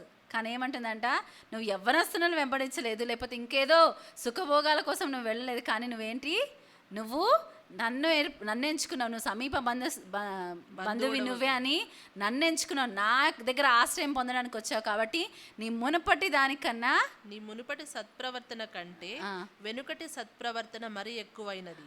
హల్లెలూయా. నీ మునుపటి సత్ప్రవర్తన కంటే నీ వెనుకటి సత్ప్రవర్తన మరి ఎక్కువైనది. మనది ఎట్లా ఉంది? నీ మునుపటి సత్ప్రవర్తన కంటే ఇప్పటి సత్ప్రవర్తన ఎక్కువగా ఉందా? మునుపటి సత్ప్రవర్తన కన్నా ఇప్పుడు సత్ప్రవర్తన దిగజారిన స్థితిలో ఉందా? అది చాలు మన గురించి ఏమన్నా. మునుపటి సత్ప్రవర్తన కంటే నీ సత్ప్రవర్తన ఇప్పుడు ఎట్లా ఉందంట? మరీ ఎక్కువైందంట. విశ్వాస యాత్రలో అదే జరగాలి. దేవుని రాజ్యం అనే నీతికి ఆమె తెలిసిన దాన్ని బట్టి ఎదుగుతా ఆమెకి ఇన్ఫర్మేషన్ వస్తుంది. ఒక ధర్మశాస్త్రం లాంటిది అనుకుందాం నయోమి. ఆమె చెప్తా ఉంది, ఆమె ఇన్స్ట్రక్షన్స్ ఇస్తూ ఉంది. ఆమె వెంబడిస్తుందా? వెంబడించట్లేదు. ఫరిసేయులు ఏం చెప్తారు, మీరు చెప్తారు కానీ మీరు చేయరన్నాడు. ఆమె చేయట్లేదేమో, పర్వాలేదు. కానీ ఏమైంది ఇక్కడ? చెప్పింది చెప్పినట్టు రూత్ చేస్తూ వస్తుంది.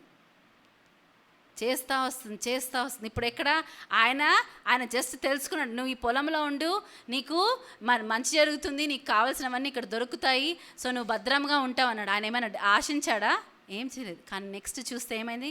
ఆమె ఇప్పుడు ఒక కవెనెంట్ రిలేషన్షిప్ అడుగుతుంది, ఒక నిబంధనతో కూడిన రిలేషన్షిప్ అడుగుతుంది. అట్లా పరిచయం ఉండడం చాలు. I want go further. ఆ ఫర్దర్ రిలేషన్షిప్కి వస్తే ఇంకా వెనుతిరిగి చూడడము ఉండదు. నువ్వు యవ్వనస్తులను ఎంచుకోలేదు. చదువు వర్స్ ఒకసారి. నా కుమారి, యెహోవా చేత నీవు దీవెన నొందిన దానవు, కొద్దివారినే గాని గొప్పవారినే గాని యవ్వనస్తులను నీవు వెంబడింపక ఉండుట వలన నీ మునుపటి సత్ప్రవర్తన కంటే వెనుకటి సత్ప్రవర్తన మరి ఎక్కువైనది. నువ్వు ఎవరినో ఎంచుకోలేదు, కొద్దివారినే కానీ ఏంటంట గొప్పవారినే కానీ యవ్వనస్తులను. అంటే ఈ లోకపరమైన విషయాలను వెంబడించక నీ గురి ఒక్కదానిపైన పెట్టుకున్నావు. నువ్వు నన్నే ఆశిస్తున్నావు, నన్నే కోరుకుంటున్నావు. ఇప్పుడు కోరుకోవడం వరకు కాదు, ఇప్పుడు ఏంటి నెక్స్ట్ స్టెప్? నీవు ఈ cover me with your mantle అంటే ఏమంటుంది? నన్ను take me into your fold అంటే నువ్వు నన్ను నీ దానిగా స్వీకరించు. చదువు. నీవు నాకు సమీప బంధువుడవు గనుక ఇక్కడ ఏమంటారు? కాబట్టి నా కుమారి, భయపడకుము, నీవు చెప్పినదంతయు నీకు చేసేదను, నీవు యోగ్యురాలవని నా జనులందరూ ఎరుగుదురు. ఇప్పుడు ఎప్పుడైతే మనం ఆ కవెనెంట్ రిలేషన్షిప్లోకి వస్తామో అప్పుడు ఏమవుతుంది? దేవుడి రెస్పాన్సిబిలిటీ మనని యోగ్యుడిగా ప్రూవ్ చేయడం ఎవరి రెస్పాన్సిబిలిటీ? ఆయన రెస్పాన్సిబిలిటీ. నా రెస్పాన్సిబిలిటీ కాదు. మనమేంటి? ఆ కవెనెంట్ రిలేషన్షిప్ని అన్నిటికన్నా ఫస్ట్ ఆయనని ఎంచుకోవాలి. ఎప్పుడైతే మనం ఆయనకు ప్రిఫరెన్స్ ఇస్తాం, కొద్దివారినే కానీ ధనవంతులనే కానీ యవ్వనస్తులనే కానీ నువ్వు ఎంచుకోలేదు, కానీ నువ్వు నన్ను ఎంచుకున్నావు. కాబట్టి నీ మునపటి సత్ప్రవర్తన కంటే ఇప్పటి ప్రవర్తన ఎంతో ఎక్కువగా ఉందంట. మనం అడుగుదాం, నా మునపటి సత్ప్రవర్తన ఇప్పటి సత్ప్రవర్తన ఎలా ఉంది? అప్పటికన్నా ఎక్కువగా ఉందా, తక్కువగా ఉందా? మునపటి విశ్వాసం, సత్ప్రవర్తన అంటే ఏమి కాదు. అబ్రహాము దేవుడిని నమ్మిన అది ఆయనకు నీతిగా ఎంచబడింది. మన నీతితో కూడిన క్రియలు. ఇజ్రాయేలు తీర్పు తీర్చబడింది ఎందుకంటే వారు విశ్వాసం లేని క్రియలు వాళ్ళవి. విశ్వాసం లేదు, ఎవరేది చెప్తే అది నమ్మేస్తారు, దేవుని మాట తప్ప. మనం ఆ విధంగా ఉన్నామా? ప్రతిదానికి భయపడుతున్నామా? ప్రతిదానికి అవిశ్వాస స్థితిలో ఉన్నామా? ఏదేమైనా నా దేవుడు చేయగలడు అన్న విశ్వాసంతో ఉంటున్నామా?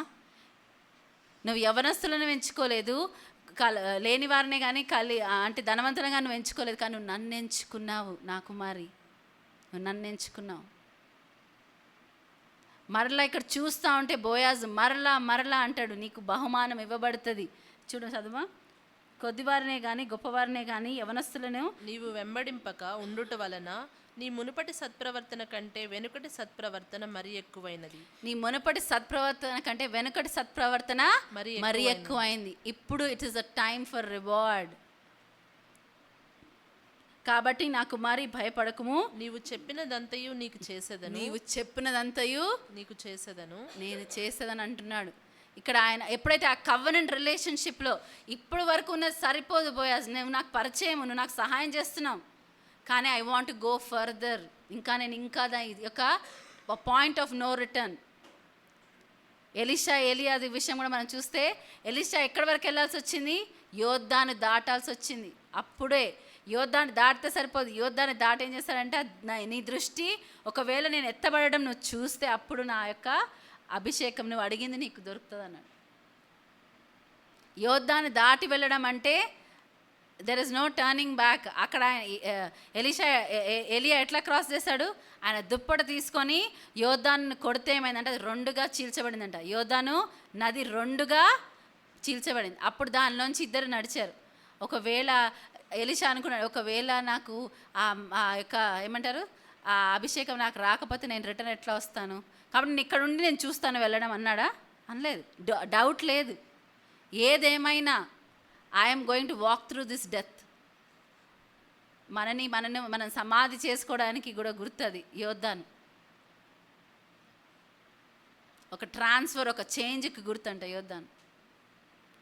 అక్కడి నుంచి వెళ్ళడానికి ఎలీషా ఇష్టపడ్డాడు. ఏలియాకైతే శక్తి ఉంది, అద్భుతాలు చేసే శక్తి ఉంది. ఎలీషాకు ఉందా? అప్పటి వరకు ఏమీ లేదు. 10 సంవత్సరాల నుంచి ఒకటే పని చేస్తున్నా. ఏంటి? ఈయనకి నేను దాసుడిగా ఉన్నాను, ఆయన చేతులు కడుక్కోవాలంటే నీళ్ళు పోస్తున్నా, ఆయనకి ఏది కావాలంటే అది అందిస్తున్నా, నాకేం రివార్డ్ లేదా? సనుగుతున్నాడు ఆయన? లేదు. ఆయన దృష్టి కరెక్ట్ వాటిపైన ఉంది. నాకు అభిషేకం కావాలి, అందుకే నేను ఈయనకి పరిచారం చేస్తున్నాను. ఆయన అలసిపోలేదు, లేకపోతే సన్నగడు కొనగట్లేదు. ఇప్పుడు నువ్వు నన్ను వదిలేసి వెళ్ళిపోతావా, నాకేం రివార్డ్ ఇవ్వకుండా? గెహాజీ లాంటి వాడా? లేదు. ఎలీషా దగ్గర పనిచేస్తూ ఆయన సైడ్ బిజినెస్ కూడా చేద్దాం అనుకున్నాడు. ఎలీషా వద్దంటే ఏమైంది? నేను తీసుకుంటా, నాకు ఇవ్వండి. నువ్వు వెళ్తున్నప్పుడు నా కన్నులు నీ వెంట రాలేదా అంటాడు. నువ్వేమి చేయాలనుకున్నా నేను చూడలేదా గెహాజీ అంటాడు. దేవుడు చూస్తున్నాడు. మనం ఆయన ఫోల్డ్లో ఉన్నాం. మనం ఇక్కడ ఉన్నప్పుడు ఆయన సొత్తుగా, ఆయన పిల్లలుగా మనం ఉండాలని ఈ యొక్క సంఘం అనే తోటలో మనం నాటబడ్డప్పుడు, మనం ఇక్కడ ఉండాలనుకున్నప్పుడు ఆయన మనం చూస్తున్నాడు. కానీ మనం ఇప్పుడు ఒకటి మన గురించి ఇచ్చే ఏమంటున్నాడు దేవుడు? నీ మునుపటి క్రియలు ఏంటి? నీ మునుపటి సత్ప్రవర్తన కంటే వెనుకటి సత్ప్రవర్తన మరీ ఎక్కువైంది. సత్ప్రవర్తన. How is your inner man? మన లోపల ఉన్న అంతర్య పురుషుడు ఎలా ఉన్నాడు? దినదినం వర్ధిల్లుతున్నాడా? దినదినం నాశనం అయిపోతున్నాడు? సంఘంలో కూర్చొనే మనం ఒకవేళ భ్రమలో ఉండి మనం భ్రమలో ఉంటే, ఇక్కడ ఉంటే నేను పరలోకానికి వెళ్ళిపోతానని భ్రమలో ఉంటే అది భ్రమ బ్రేక్ అవ్వాలి. ఎందుకంటే ఇజ్రాయెల్ చూసిన అద్భుతాలు ఎవ్వరు చూడలేదు, ఇజ్రాయెల్ మధ్యలో దేవుడు చేసిన కార్యాలు ఎవ్వరు చూడలేదు. అవి జరగలేదు. అంత ఫిజికల్ మేనిఫెస్టేషన్ ఆఫ్ గాడ్ ఇంకా ఎక్కడా కూడా కనపడదు. అంతమంది ప్రజల మధ్యలో, చుట్టూ ఉన్న దేశాలకు కూడా తెలిసే విధముగా అక్కడ మనం చూస్తాం. అయినా ఏం చేశారు వాళ్ళు? వారు అరణ్యంలో నశించిపోయారు. ఈ మాట మనకు ప్రతిరోజు గుర్తు రావాలి. అందుకే హెబ్రీ అంటాడు, నేను మీతో ఈరోజు మాట్లాడుతున్నప్పుడు మీ హృదయాల్ని కఠినపరుచుకోవద్దు. వారు ఏం చేస్తారు? దేవుడి మాట వచ్చినప్పుడల్లా వాళ్ళు విధేయత చూపించకపోతే ఏమవుతూ ఉంటుంది? హృదయం కఠినపరచబడతా ఉంటుంది. మనకు చెప్తే ఎప్పుడు మోషే వెళ్ళి ఫరోతో వెళ్ళి మాట్లాడుతున్నప్పుడల్లా, ఫరో ఎప్పుడైతే వద్దు వద్దు వద్దు అంటున్నాడో అప్పుడంతా ఆయన హృదయం కఠినపరచబడతా ఉందంట. లాస్ట్కి దేవుడే ఆయన హృదయం కఠినపరిచాడంట. నువ్వు కఠినపరచడం అంత ఎక్కువగా ఇష్టపడితే సరే నేనే నీ హృదయాన్ని కఠినపరుస్తా అంటాడు. దేవుడు ఏదైనా చేస్తే దాన్ని తిప్పివేయగలవాడు ఎవ్వడు ఉండడంట. ఫరో పరుచుకుంటున్నాడు. తర్వాత దేవుడు ఏం చేశాడు? ఫరో హృదయాన్ని కఠినపరిచేశాడు. మనము దేవుని మాట లోబడకుండా ఉన్నప్పుడల్లా మనం బయటకి ఏం కనపడట్లేదేమో, కానీ లోపలంతా ఆ యొక్క విషయంలోంచి దేవుని ప్రజెన్స్ వెళ్ళిపోతా ఉంటుంది. ఆ విషయంలో you are saying no, I'm dead to this thing, no I'm not giving you entry, దీంట్లోకి నేను నిన్ను అనుమతి ఇవ్వట్లేదు. అందుకే దేవుడు ఏమన్నాడు? నువ్వు యేసు ప్రభుని ప్రభువుగా అంగీకరించాలి. ప్రభువుగా అంగీకరించి హృదయంలో ఆయన మరి నీకోసం నా కోసం మరణించడని మనం విశ్వసించాలి. అప్పుడు రక్షణ కలుగుతుందంట. ఈమెను అంటున్నాడు, నువ్వు ఈరోజు నీ మునుపటి సత్ప్రవర్తన కంటే ఇప్పటి సత్ప్రవర్తన మరీ ఎక్కువైంది. ఎందుకంటే నీకు వేరే ఆప్షన్స్ ఉన్నా, నువ్వు వేరే ఆప్షన్స్ వైపు నీ మనసు వెళ్ళలేదు. నువ్వు నన్ను ఎంచుకోవడమే కాదు, కానీ ఏంటి, ఇంకొక నెక్స్ట్ లెవెల్కి తీసాను. నిబంధన రిలేషన్షిప్, కవనెన్షియల్ రిలేషన్షిప్ నువ్వు అడుగుతున్నావు. అంటే ఈ కవనెన్షియల్ రిలేషన్షిప్లో వచ్చిన తర్వాత there is no point of return, no turning back. నీకు అది మేలు జరగచ్చు, కీడు దాని గురించి నువ్వు ఆలోచించకుండా నన్ను నమ్మి నువ్వు వచ్చావు. కాబట్టి ఏమంటున్నాడు ఇక్కడ? కాబట్టి నా కుమారి భయపడకుము, నీవు చెప్పినదంతయు నీకు చేసేదను, నీవు యోగ్యురాలవని నా జనులందరూ ఎరుగుదురు. నేను నిన్ను విడిపింపగలవాడను మాట వాస్తవమే. అయితే సరే వదిలేద్దాం, అది వేరే కండిషన్స్ గురించి మాట్లాడుతుంటారు. కానీ ఇక్కడ ఏంటంటే, కాబట్టి నా కుమారి భయపడకము, నువ్వు చెప్పినదంతయు నీకు చేసేదను, నీవు యోగ్యురాలవని నా జనులందరూ ఎరుగుదురు. నీవు యోగ్యురాలవని నా జనులందరూ ఎరుగుదురు. బోయాజ్ ఆమె గురించి తెలుసుకున్నాక ఆమె కోసం సాక్రిఫైస్ చేయాలనుకున్నాడేమో, కానీ మన పరలోకపు బోయాజ్ యేసుప్రభు ఏం చేస్తాడు? మనము ఇంకా పాపులమై ఉండగా, ఇంకా మనము ఆయన హేట్ చేసే వారిగా ఉండగా, ఇంకా మనం ఆయన మాటని తృణీకరిస్తున్న వారిగా ఉన్నప్పుడే ఆయన మన కోసము శిలువపైన ఆయన ప్రాణాన్ని ఇచ్చాడు. ఇంకా దీనికన్నా గొప్ప ప్రేమ ఏది ఉండదు. ఈరోజు మనము ఆలోచించాలి, నా సత్ప్రవర్తన ఎలా ఉంది? మునుపటి సత్ప్రవర్తన కన్నా ఇప్పటి సత్ప్రవర్తన అధికముగా ఉందా? మరీ అధికముగా ఉందా? కొంచెం ఉందా? వర్స్ట్ అయిపోయిందా? ఎలా ఉంది? God gave the best and he expects the best. తండ్రి అయిన దేవుడు మనల్ని ప్రేమించి ఏం చేశాడంట? దేవుడు ఈ లోకమును ఎంతో ప్రేమించను కాగా తన అద్వితీయ కుమారునిగా పుట్టిన వాని యందు విశ్వాసం ఉంచువాడు నశింపక నిత్య జీవం పొందినట్లు ఆయన అనుగ్రహించాడంట. అనుగ్రహించడం అంటే ఇవ్వడం, దానం. దేవుడు మనల్ని ప్రేమించి ఆయన బెస్ట్ ఇచ్చాడంట. మనం ఏం చేస్తున్నాం? నీ మునుపటి సత్ప్రవర్తన కన్నా ఇప్పటి ప్రవర్తన మరీ ఎక్కువగా ఉందా? ఎలా ఉంది? What is happening? ఆమె ఆయన గురించి తెలుసుకుంటున్న కొద్దీ ఒక ఇన్స్ట్రక్షన్, ఎవరు? నయోమి ఇన్స్ట్రక్షన్స్ ఫాలో అవుతూ చెప్పింది యథార్థంగా పూర్ణ హృదయంతో చేయడం స్టార్ట్ చేసింది. ఆమె అనలేదు, నువ్వు ఎంత ఇది, నువ్వు ఎవరో ఒక ముసలాన్ని తీసుకొచ్చి నాకు కట్టబెట్టాలనుకుంటున్నావా? ఎవరో ఇది చేయాల్సిన ఆయన తీసుకొచ్చి నాకు ఇది చేయాలనుకుంటున్నావా?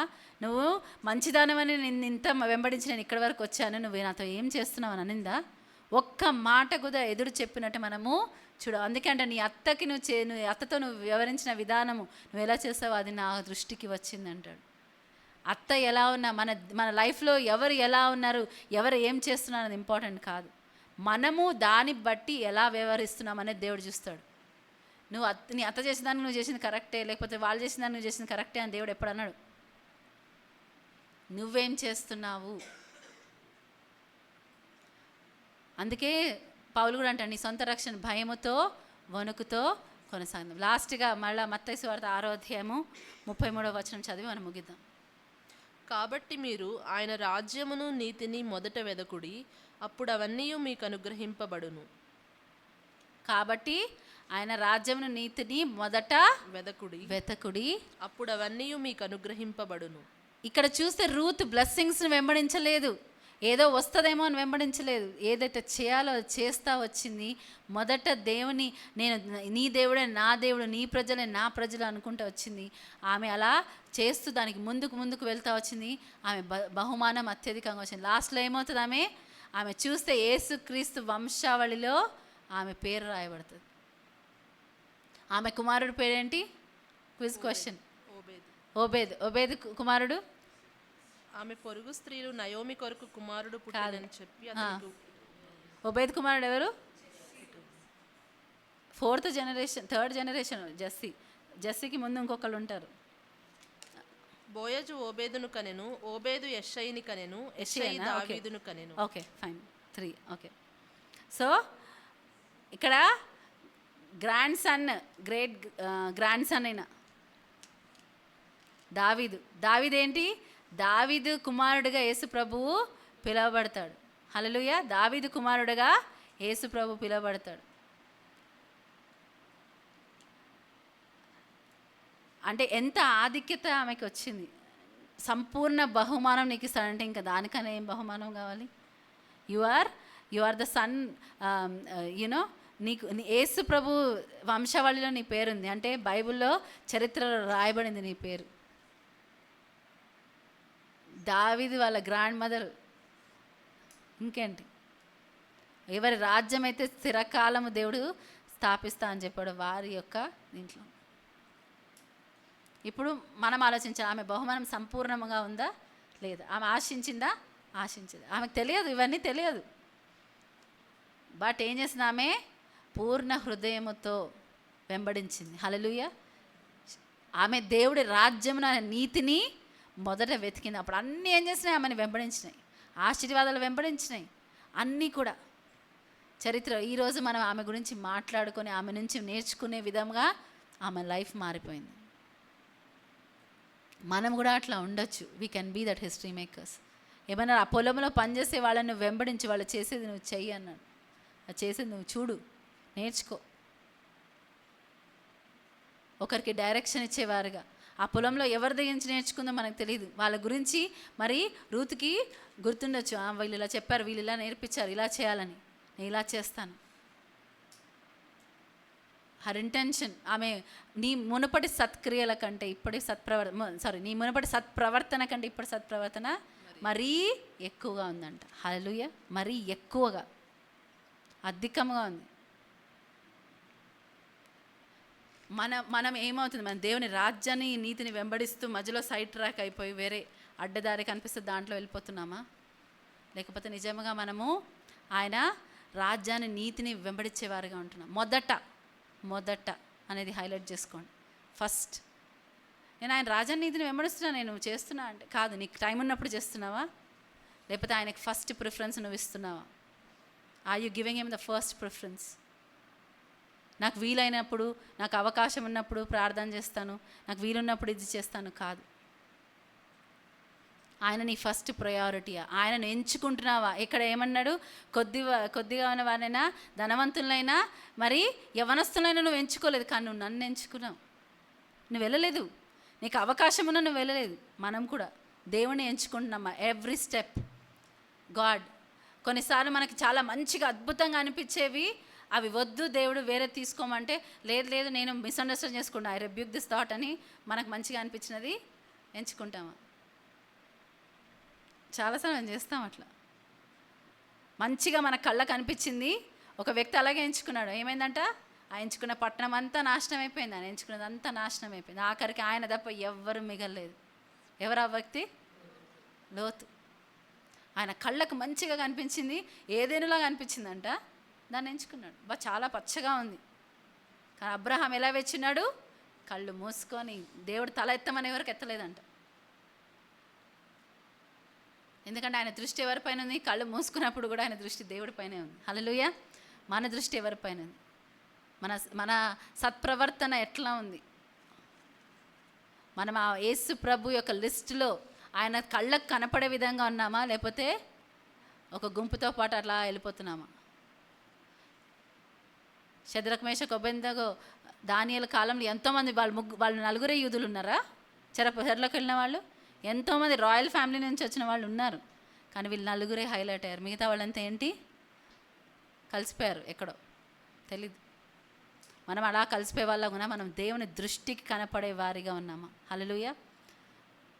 మనం ఆయన రాజ్యంను వెతుకుతున్నాము. ఈరోజు ఒకవేళ మనం ఆయనకి ఇవ్వవలసిన ఆ యొక్క ప్రిఫరెన్స్ ఇవ్వకపోతే, ఇప్పుడు పాట పాడి ఆరాధిస్తుండగా మనం బల్లకు సిద్ధపడుతూ మనని మనము మరొక్కసారి దేవునికి ప్రతిష్ఠించుకుందాం.